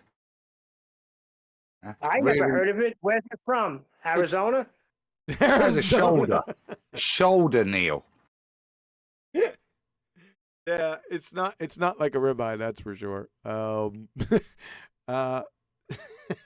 Is that a steak from John Denver? Well, Flatsy's here, by the way. Oh, thank Jesus! Where's Bugger? I'm walking in the woods right now trying to get to him and his daddy and his sissy. Oh. Okay, all right. Welcome. We missed you earlier. I missed you guys too. I was at my accountant's office and we were doing taxes. Sorry. I'd rather eat glass shards. Yeah, it was in a Freemason lodge also. Uh-oh. It's so funny. They made jokes about it too. It's so funny. All right. Don't let refracted be. It might be his relatives. Flatsy, would you do me a favour? What's Please. that? Would you shout super chat? Super chat. Super chat, super duper, super cell, super power, super fluids. Okay, Roger Ledwell. Jump over those belt, damn. I'm a bit lost. There's a bit back. I've been a bit remiss, I've got to be honest. And if I could ask another favour, Flatsy, that'd be all right. Would you shout super chat for me? Super chat. Superman, super super salad, supercomputer. Thank you very much. Roger Ledwell. Just for Neil, I think I see hardback books on the shelves. Thanks, Roger. Neil didn't comment on the thumbnail. I don't know if you've seen it yet. He hasn't seen it yet. Too funny. All right. Okay, so since it's going to be another hour, I'll go for another hour. How about that? Is that good? I think you all agreed.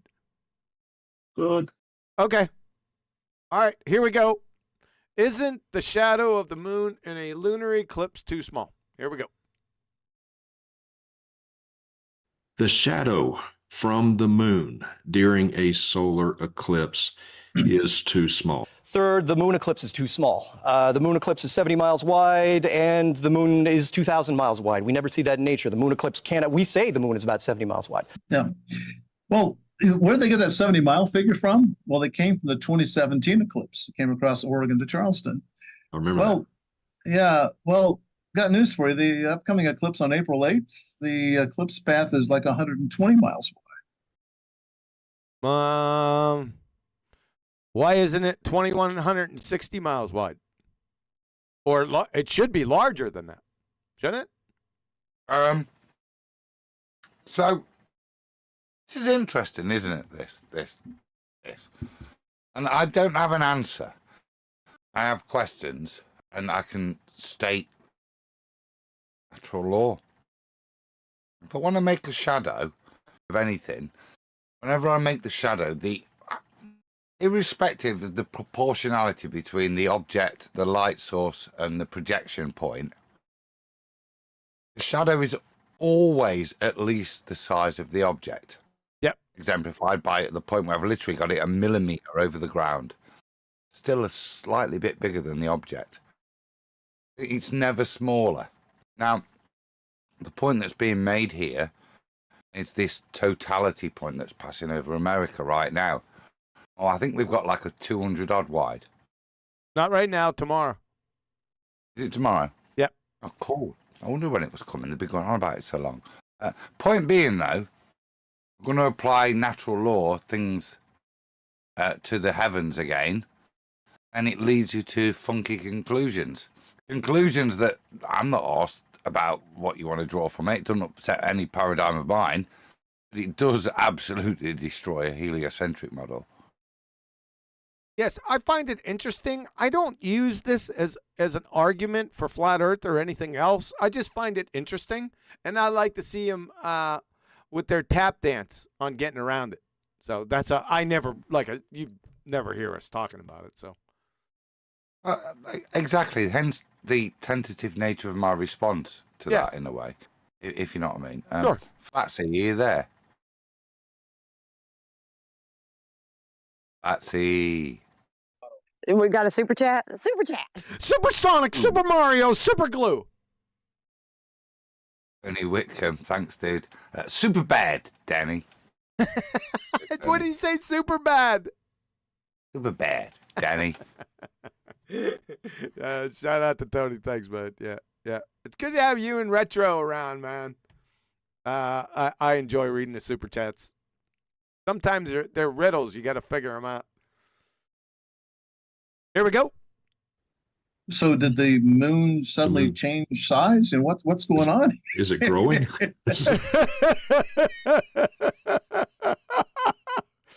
Clown liar. Is it growing? When I heard that 70 being repeated, I thought, well, that's the only eclipse you ever heard of. But in the past, the eclipse width is varied. A little over 200 is as large as it gets, down to 0 is as small as it gets. Wow, really? 0? That's interesting. Would that be like no eclipse? What's he on about? The path of totality is 0. They look like two afraid men to me. Both of them are petrified. Look at them, right through them. Danny Faulkner's scared out of his mind. It's a petrified laugh. Thanks, It's Neil. an interesting admission, if you listen to what he said. They talked about shadows and how they work in any demonstrable way. Well, what Danny's gave is a width of the moon anywhere between 0, we'll permit that, yeah, and 200, the number I quoted, which is what's been bandied about now. If you get your mobile phone and you can make a shadow anywhere between X and Y, you know you can't make it any smaller. But he's now claiming he can make it smaller. Yep. And this is the point. The way the heavens behave, me isn't, and this is why I say I'm not bothered what it proves. Because it's from the heavens, these effects. I know from natural law you can't make a shadow smaller. But we've got shadows that are smaller by observation from the heavens. Not from me with a light and a torch and trying to make puppets, yeah? So why are we trying to assume any form of, and this goes back to, our celestial navigation, why are we trying to assign with this as flat earthers any form of geometry, physicality with this? Whatever it does, it does. I can't use it, as I said earlier, as any real support for a flat earth. Sure. Yeah. Sure. We already went over that. We don't use it. I just find it interesting, and I like to see the tap dance, shucking and jiving that they do. And here comes Danny, lying his full head off. The problem is they do. What? You can't do that. You can't do that because Flatsy needs to shout again. Super chat. Super mullet, super power, super far away. Boog is skipping rocks right now in the creek. Go ahead, sorry. Enjoy it, bugger. Retro Bill, thanks for the super chat. Obscure reference of the day. Basketball coaches from the 1970s sometimes produce white shadow. Okay. I'm going to have to look at this. All right. Thanks, Retro. There we go. Do a little demo. They'll take a lamp and they'll take a basketball, and then they will hold the two up and have a screen over here. And if they move the screen farther back, the shadow of the basketball just gets bigger and bigger and bigger. And I said, see, shadows always get larger. Right. Well, have you ever seen shadows of birds or planes fly? Yeah, I seen one yesterday. I was outside shooting, and we got some big chicken hawks. Right, they fly all around. I wasn't paying any attention. Right, I'm looking down on the ground, and one flew over. It was like a pterodactyl shadow. And I know that they're not as big as a pterodactyl. They're big, but not that big. So that shadow was definitely bigger than that bird. So there you go. I seen one yesterday. Flying over? Yeah, but how high are the birds? This bird was about, I would say, 30. He was usually they fly really high, but this one I was surprised on how low it was. I would say 30 to 50 feet. Danny? Or the planes? They're pretty low, aren't they? Planes aren't that low. You never see the shadow of a bird that's up, say, 1,000 feet, or an. Of course you won't. What? My God, he's gonna give it. Is this Elmer Fudd sophistry? Are these people that retarded that you're talking to? What are you, like the oracle of bird shadows? An airplane that's up several miles. Of course you're not going to see a shadow. Oh, my. Is he that stupid? Don't. It's rhetorical. You guys still out there? You guys still out there, by the way? Yeah, we're listening. We're all paying close attention. This is great. Okay. So he's now going to invoke if the light source so biggy, it get round the sidey argument. Yes, see. Yes, he, sorry. Yeah. He's a clown. This dude's a clown, man. He's really stupid. Let's hear it. Do you? Right. It's because the angular size of those birds and planes are smaller than the angular size. Oh, so the not actual size of the birds and planes are what? Size of the moon. So, it is smaller than the not actual size of the moon. This is retarded. Danny, do you know what angular size means? I bet you don't. You definitely don't know what acceleration is. Does he know what angle size is? If not, he can. Oh, brother. All right, I'll continue. As a plane gets higher, as a bird gets higher, the shadow gets smaller and smaller, then it disappears. What? Huh? Let me pull a J on that one. I don't think what? Size of those birds and planes are smaller than the angular size of the moon. As a plane gets higher, as a bird gets higher, the shadow gets smaller and smaller, then it disappears. You need to demonstrate that. Yes? I'd like to see that. Say again? That's me. Could you demonstrate a shout out for a super chat for me? Super chat? It's not flat, see? Supercomputer, superstition, superconductor. Super Flatsy. Super Flatsy. Sorry, super chat. Ah, it's too late. I already went through. Dang it! I got a call. Sorry. Right, it's been shouted. I can read it now. Roger Ledwell. I did a shout out to you, 10th. You missed it. Oh, you shouted out shout 10th? out from us all. Yeah, 10th. All right, Love you, fair bro. enough. Yep. Here we go. Around. If what the flat earthers were saying were Stereotype fallacy. true, then if shadows do indeed get larger, all shadows get larger with increasing distance, then from time. Increasing distance of what? Are you talking about the object? Are you talking about the light source? Or are you talking about the relationship with nothing? It's too vague. You can't do anything with this. Time to time, an airplane would fly over, and we'd have this huge shadow that covered. He's a retard, man. How high was the airplane? Look at this guy over here. Did he just Jedi mind trick you with that nonsense? Don't answer that. Everywhere around you for miles. That's not the case. Right.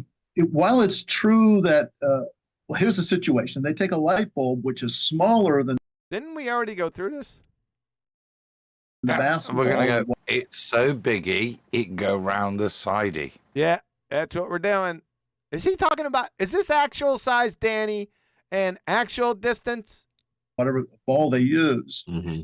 And I in, think under he's those doing circumstances.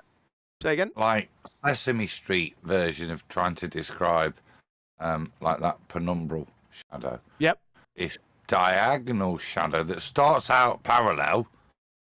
As it approaches the moon, decides to kind of, I don't know, do all sorts of funky shapes to make sure that the shadow denies natural law and becomes smaller than the size predicted by the heliocentric model. And so the shadow will get larger with increasing distance. However, if the light source is larger than the thing casting the shadow. Oh, so you're going to have to prove that thing is at the sun. Is that actual size or angular size, Danny? Oh, I just gave the game away. So wouldn't you have to prove that this one over here, the sun, is larger than that one first? I would think so. Are you going to reverse stuff us? Is he going to reverse this and say that because the moon's shadow is this small, then the sun must be that big? Is he going to do that? Are you going to? Oh, QE, you're not trying to claim that the moon is between 60 and 200 miles, are you? As a flat earther? I'm not claiming anything in regards to this point. That's what he's leading, isn't he? That's what he's trying to. Let's see what he does. I'll bet you, because he's just a lying scumbag, just one of the just biting at you, like a little rat, right? Do you ever seen Jack Nicholson do that on that one movie? You're like at us. That's what he reminds me of. Let's see if he does that shit. But then it will get smaller with increasing distance. And I've demonstrated this a couple different ways. One I did is I went to my basement and took a video. It had a floodlight about this big I guess he's not going to do it. Okay, you had a floodlight again. Is that the actual size? around. And I had a wiffle ball about this big around, a little over half the size of it. And as I changed the distance from the screen, indeed, the shadow got smaller with increasing distance. We're going to need to see that. We want. Okay, so that's important. That's not necessarily a falsehood. Right, I got you. I understand what you're saying. Yes. I know. Well, let me just clarify. Go ahead. It can change in size, the shadow, but shadow will never be smaller than the size of the actual object. Exactly. Yes. Yep. We still need to see it though. He claimed it, right? Yes, that's what I thought. Well, in his basement. Yes. Yeah. Yep. Yeah. He's going to have to redo it. He claimed it, unless I don't know. Is he a village idiot?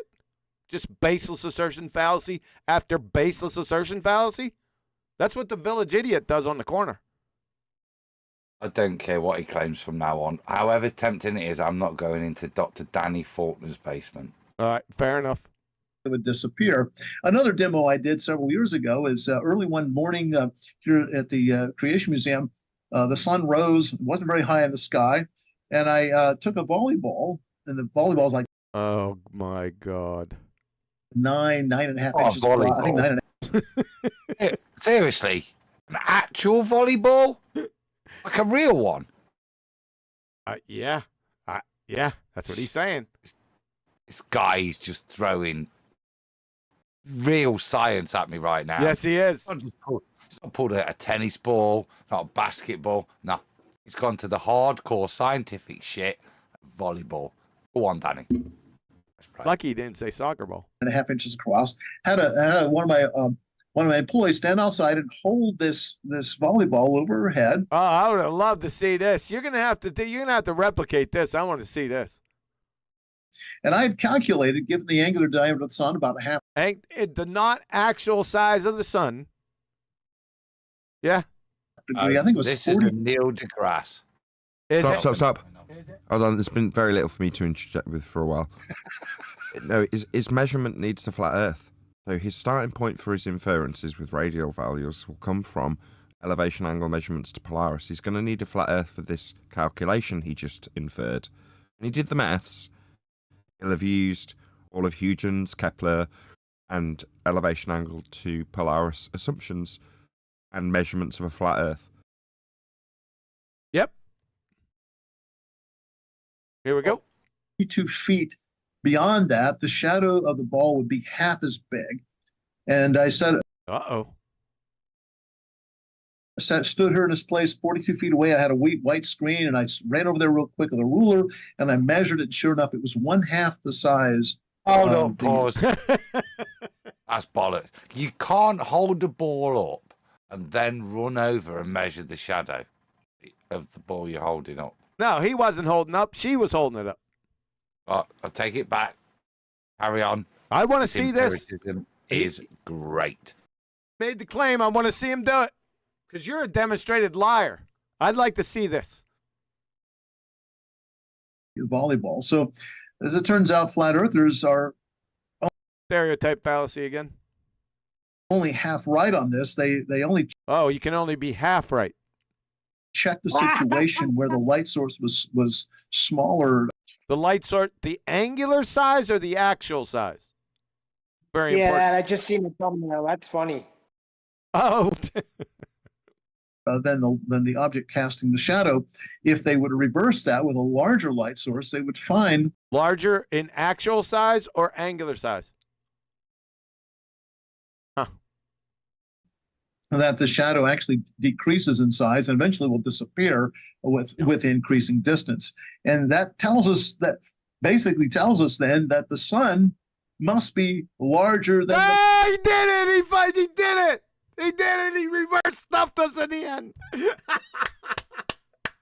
I know you. I know fools like you.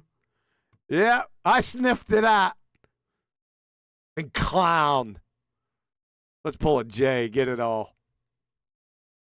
This is the parallel light paradox, isn't it? Because light is parallel, travels in straight lines. And this is this, when you see that umbral shadow trick, this is what they have to invoke, this rechange of direction. And it's not because what he's invoking here that we, within their paradigm, correct, they've got a very, very, very, very big sun, very, very, very far away. So the light, as they pretend, can go round the sidey, which is what they're doing. A very small object in front of a very large light source will eventually, and no shadow will be there. Sure. It will diffuse. That's not... You can't partially invoke that in the mechanics they're trying to claim. Superchat. Super glue, supernova, super mullet. Super flatsy. Flatsy's probably busy with super bugger. So, Tony Whitcomb, thanks for the super chat. And he didn't say the hand that was holding the ball up shrunk as well. Scum he is. Thank you, Tony. Yeah. Back to you, Q. That man has a lot of puns missing. Say again? 10th man has a lot of puns in chat. I'm cracking up here. Oh, really cool. Yeah, I haven't heard those, and I'm gonna have to look at the video afterward. I can't do it. Let me give you one. Third shadows for the third time. Yeah, we missed them. Yeah. No one could do it like him. Eventually will disappear with increasing distance. And that basically tells us then that the sun must be larger than the moon. See, yeah, he reverse stuffed us. I busted your dumb ass. My word. If it tapers down to that size. That was By the way, guys, sorry. I was climbing up a big old hill, so I couldn't say anything. You're fine. You're excused because you're on a nature walk. We're on a dumbass walk and a liar walk. I can tell. Yeah, jeez. Oh, I have to do this one, Adam. Can we skip this one? But before you, I'm trying to formulate the fallacy that I've just heard. Okay. I think it summates to, if the size of totality changes within any eclipse or different eclipses, and this is confirmation that the sun is bigger and further away than the moon. Sun here, that we do see a change in the size of totality in terms of its ground position. Yes. Therefore, the moon is bigger. That seems to be what was said there. Yes, it was. You would have to be a touch more specific, but in general, you are correct. That's an affirming the consequent formological fallacy. Yep. Now, back to the... Now I've seen your title. Yes, please. Yeah, Brian. Where's Brian? No. Save it if Brian's not here. Don't want to do this without Brian. Okay, yeah, because I don't. This is nonsense. I don't want to go. I really don't. It's not a claim that I use. It's a 2015 claim. I've never used it. I find it interesting, but there's too many variables to ferret out anything coherent here. Do you agree or disagree? It's got nothing to do with the nature of Earth. Okay. Yeah. Now, there's lots of interesting things we could all discuss. Some of us have done, and we can conclude nothing with regards to. And this is the interesting statement in of itself. The moon produces cold light. What does that even mean? Yeah. And we can use laser cooling, which is a very specific thing, but in of itself, it's a nonsensical statement. And if you get led there, yeah, it's not Ethereum, yeah, because something is demonstrable in terms of these things, but I said fundamentally, it's got nothing to do with the nature of Earth.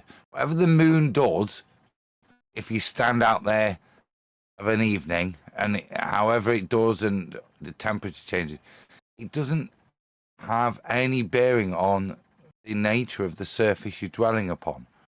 And that's where we have to keep our argument. So this would, whilst interesting, and things we chat about post shows, and well, I don't bloody know, because that's the summation of what you can get to with a question like this. I don't bloody know.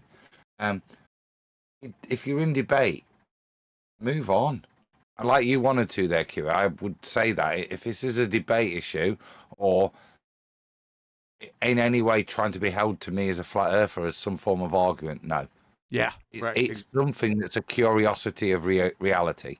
And that's all I can put it at. Yeah. I mean, I know he's going to train wreck himself here with more of his bullshit, but I would really not go there. On that, Fatsy, are you at the top of that hill yet? Yes, super chat. Superintendent, supercharged, Super Bowl. From Thomas Larson. I think that's Danish kroner that the super chat's in. Danny is a super bugger. It's not even close to a super bugger. How dare you say he's not even worthy of any close merit to that level of title. Thanks, man. Appreciate it. All right. Shouldn't airplanes have to have to constantly adjust their nose down if the Earth is round? We're going to get me and Adam fighting here. No. And if you do this again without Brian, he'll go skits. Will he go off? He'll go proper chicken oriental, won't he? Chicken. What do you want me to do? Skip? All right. Okay, let's go to the next one. How high must one be to see the curvature? I think at least Amsterdam high. Is that a good one where I'm not going to get chewed out by Brian? Yeah, because those others are his, like, babies, aren't they? If you do that, he's going to be... All right, hold up. Let's get to the... I didn't get it right on... Hey, maybe... That's if you ask Brian what's a flat Earth proof, it's airplanes and their behaviour. So. Oh, yeah, I concur. To chew any part of that question without him, he'd see his arse. Yeah. You know, like he goes off at Nathan for cutting him off when he's just about to make his point, and then Nathan finds out. Yeah. That level of anger is what I think we'd see. All right. Oh, there it is. How high? Oh, God, there's no mark here. Shouldn't airplanes dip? Okay. There, I think. All right, let's do this one. Ah, there. See, I was close. How high must one be to see the curvature? All right, here we go. I know this one. Do you? Yeah, because it's proportional to your height. Actually, it will be obscuring your view at 1.22 times the square height of the observer in feet. That's how high. You can be at any height, and the height you are, geometry of the ball Earth will obscure your view at different rates based on your height. Now, this is a nuanced. I follow where you're going, Adam. However, according to this question, it could be slightly a red herring fallacy because they're asking for you to see curvature, not the effects of blockage, not the effects of curvature, which would be blockage. Follow? Oh, no, that's curvature. No, that's the effect that curvature would give you, not curvature. When we say okay, so curvature then that's now invoked as another nuanced definition. Are we talking left to right as opposed to forward to back? We can't observe curvature forward to backwards in terms of the geometric obstruction it would create if it existed. We want to define it as a left to right, changing our field of view of the horizon. Yeah, I guess you could look. I guess you could look at it that way if you wanted to get down nitty gritty. Yeah. Well, no. The question is, how high must one be to see curvature? I'm happy to say, well, foot. Sorry, I was putting in my order. paradigm. Sorry, I was putting in my order for steak. Say that one more time. I would say a foot is sufficient to demonstrate it. Okay, we'll just do it. All right, I'll relent, even though I'm right. Let's go. So, flat earthers say Shut up, Adam. that Flat earthers, that's a stereotype fallacy. You guys sure love stereotype fallacy. Science. What? Oh, I got to get the whole thing at that. That's a trigger word. So, flat earthers say that science has admitted that Science has admitted. What flat earthers say that? On Neil. I said, what flat earthers say that? None. When have you ever heard science say anything? What? No, science. He said science admits. It admitted something. Yeah. Right? Even if it wrote it down as an admission, it making it sentient. I'm gonna play. Let's see. Have you got a second? Oh, it's like the super salad, supercomputer, superconductor. From Roger Ledwell. Recommend Eddie Allen for the flat book. Eddie Van Halen? Oh. Eddie Allen. Not Eddie Van Allen. Allen. Eddie Allen for the flat book. I don't know myself. Keep an eye out for Roger to inform us outside of Super Chat. All right, we're going. Let's hear it again. Let's hear what science admits. so flat earthers say that science has admitted that you're a liar. And it's a reification fallacy. Science doesn't do shit. in order to see the curvature of the earth. That wouldn't be a scientific question anyway. That's a geometric question. You're a moron. They say even science says mathematically. Oh, God. You have to be at least 50 miles above the surface of the earth in order to see curvature. So when what? This is another idiot straw man fallacy. Have you even ever heard this, Adam? Yeah, this is the Neil deGrasse. Is it? Claim, yeah. Well, and this is why I asked for forward backwards, as in if you're going to reify the horizon as the leading edge of a ball, and you will see that geometry play out as you rise above the ball, but maintain your tangent to the ball, has no option other than to fall away. which is not what the horizon does, even though it doesn't maintain perfection to eye level. What this guy's trying to invoke is what? Left to right. How high do I have to be to see the circumferential effects? Yes. Yep. I'm looking at, yeah.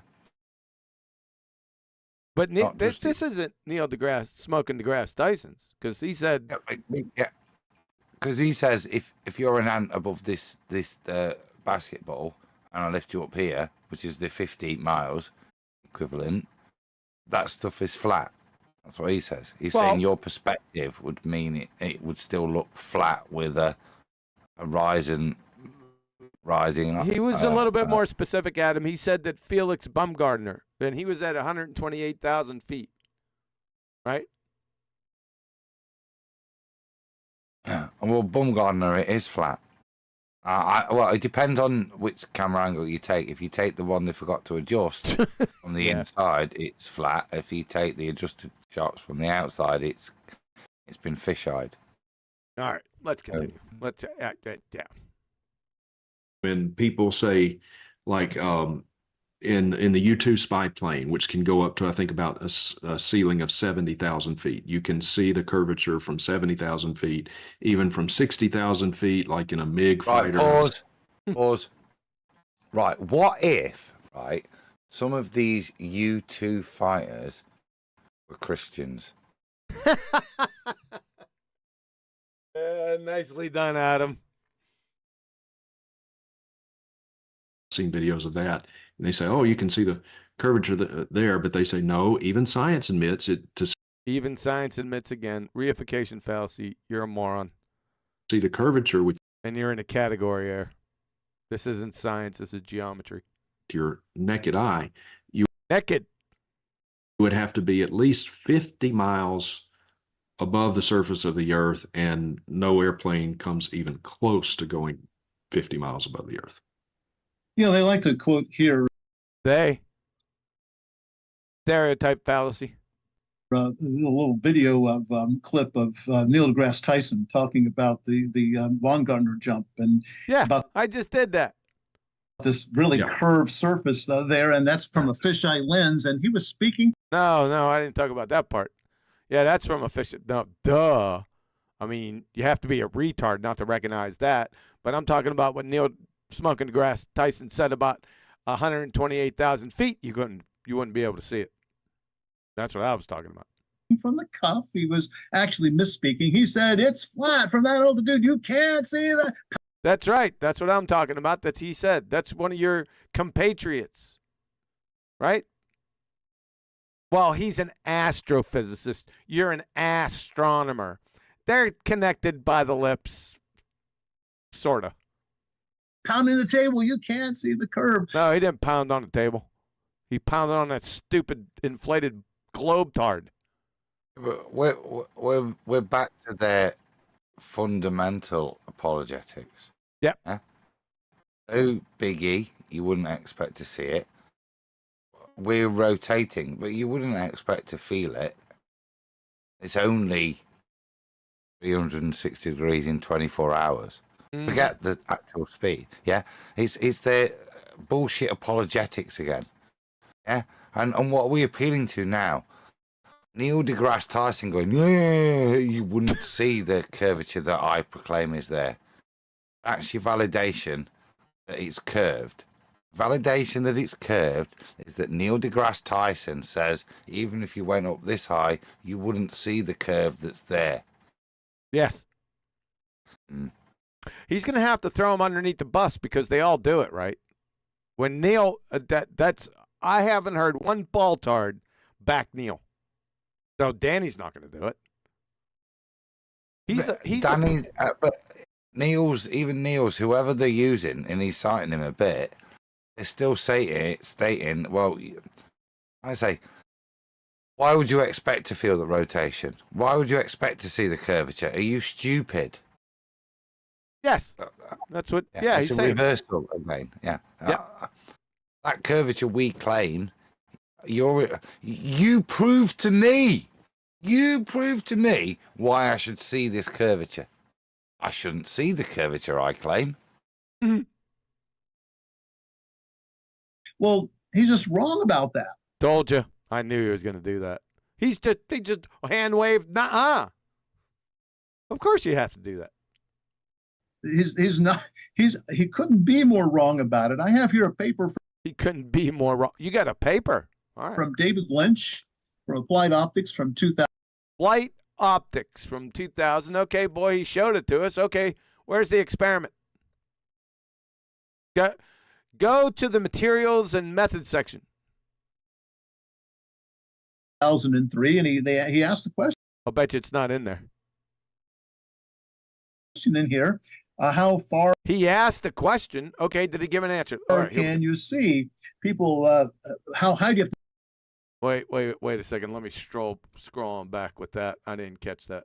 Paper from David Lynch from Applied Optics from 2000. What's the title of that paper?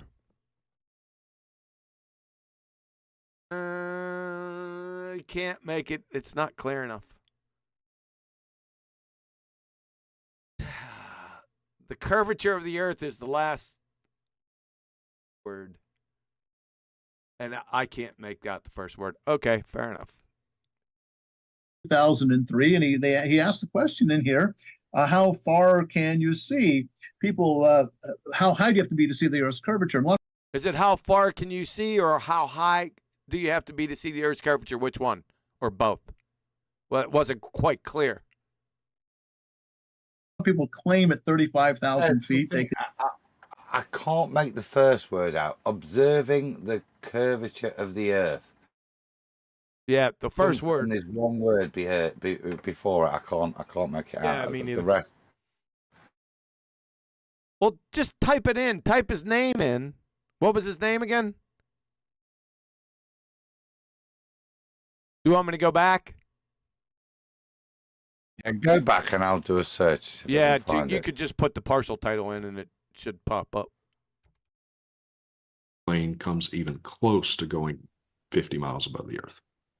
You know, they like to quote here a little video of clip of Neil deGrasse Tyson talking about the Von Gardner jump and about this really curved surface there, and that's from a fisheye lens. And he was speaking from the cuff. He was actually misspeaking. He said, "It's flat from that altitude. You can't see that." Pounding the table, you can't see the curve. Well, he's just wrong about that. He couldn't be more wrong about it. I have here a paper from David Lynch from All I got was David Lynch. Yeah, David Lynch. I'm cool with that.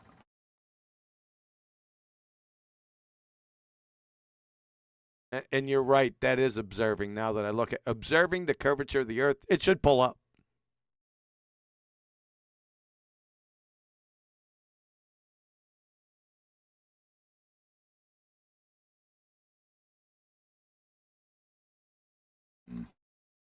Google's not happy. Visually deciding the curvature of the Earth. There are many great matches for your search. Is it visually observing the curvature of the Earth? Is that what you said? Visually discerning the curvature of the Earth. Ah, there it is, Adam. Visually discerning the curvature of the Earth. Try that one, Adam. And it might not be David Lynch. He could have said Glinch.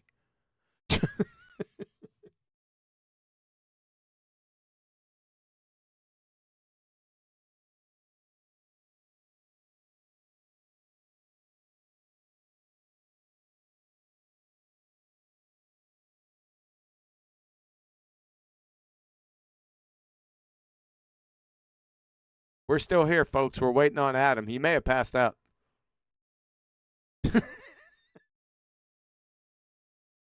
I'm flicking between screens, visually discerning, yeah? Yes. Showing results for visually discerning the curvature of the Earth by D.K. Lynch, 2008. So I found it. Give me 5 minutes to pull it up and have a quick look. 5 minutes? What do you want me to do? I don't know, Phil. Press play. Press play. Applied Optics from 2003, and he asked the question in here, how far can you see people? How high do you have to be to see the Earth's curvature? And a lot of people. That's two different questions. Yeah, I've read the first line. That's sufficient. What's it say? Okay, so 1. Introduction. The health of the eye seems to demand a horizon. Uh-oh. We are never tired, so long as we can see far enough. That's how we start. I mean, at that point on, there's a recognition of what the horizon is. Sure. I don't really need to go. Visually discerning the curvature of Earth, and you start it with the most sarcastic statement, which is to poo-poo horizon being Earth curve. Yeah. From somebody who's not a flat earther. The health of the eye seems to demand a horizon. That's his opening line. I'll end it there. I don't need to go further. Don't need to go further. Just for shits and giggles, does it have a material and method section? Only got to line 1 and stopped. It'll be a bolded section. Just flip through to, you know what I'm saying? No, it's segregated as a discussion. Oh, yeah, it's not. Yeah, they're all like that. There's no experiments. There's nothing. It's all horseshit. It's an op-ed piece, is what you're telling me. Yeah, it's a presentation. Yeah, it's an op-ed piece, is what you're saying. Thanks. Yeah. Way to go, Danny. You sure are a scientist. We noticed you just pulled it up and then put it right back down. Idiot. Will claim at 35,000 feet they can see it. And he analyzes it, goes through the analysis of the math of the curved Earth. And his conclusion is that close to 35, maybe a little less than 35,000 feet, the Earth's curvature should begin to show up. Yeah, right. Oh, boy. We got some cross currents here.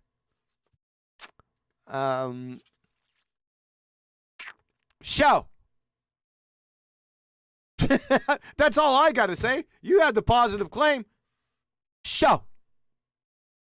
Or go get DK Lynch. Get his dumbass in here and prove your claim. And his claim. You're using it, so now it becomes yours. That's all I got to say about that. It's going to be extremely subtle. You're going to... It's extremely subtle or very extremely subtle? Or super duper extremely subtle? Which one of those? Clown. Need at least 60 degrees angle field of view. Oh, really? Is that what he says? Huh. To do that, to see it. The problem is, if you're in the cabin of the plane, those windows don't allow you much vista. Are the windows curved?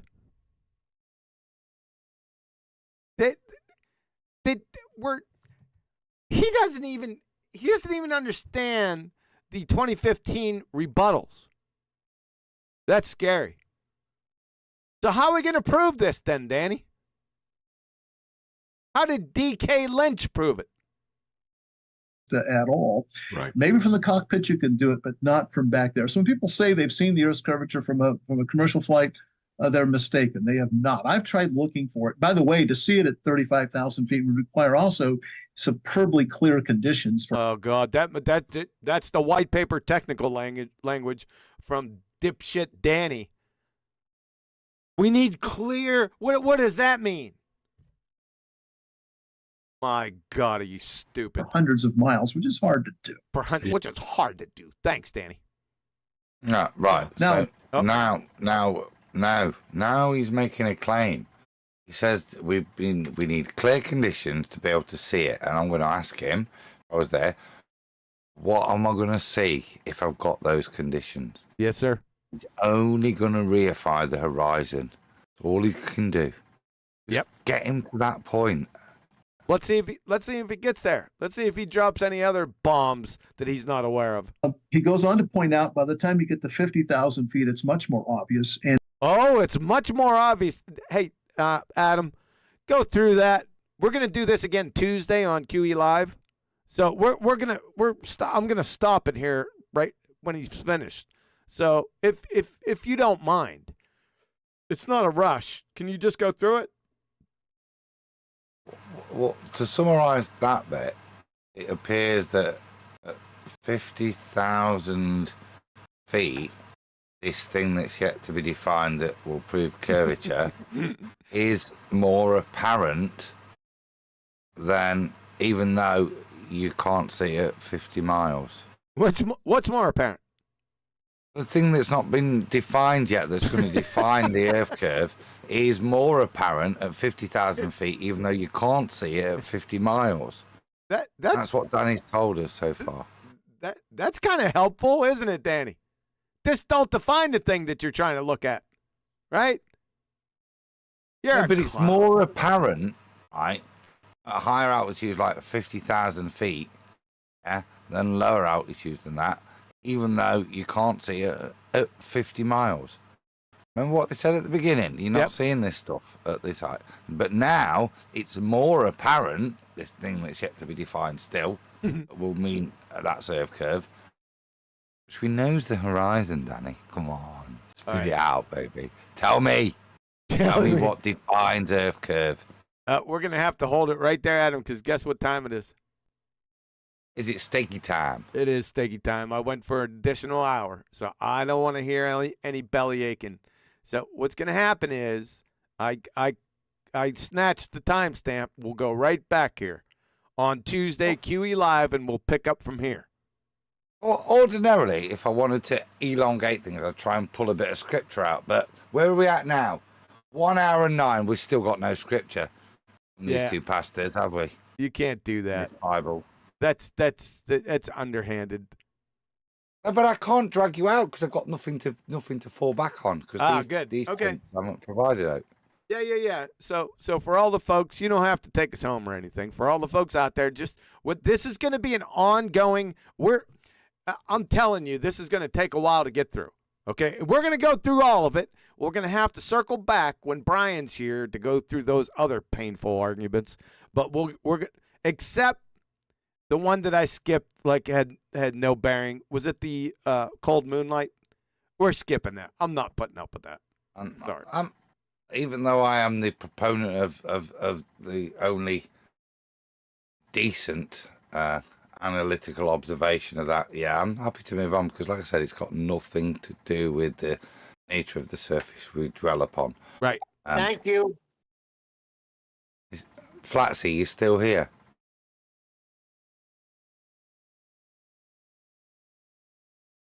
Supercharger, Super Trooper, Super Duper. Super Chat. There she is. Thank you, Flassy. Retro Bill, $5 saying, Super Chat, thanks, mate.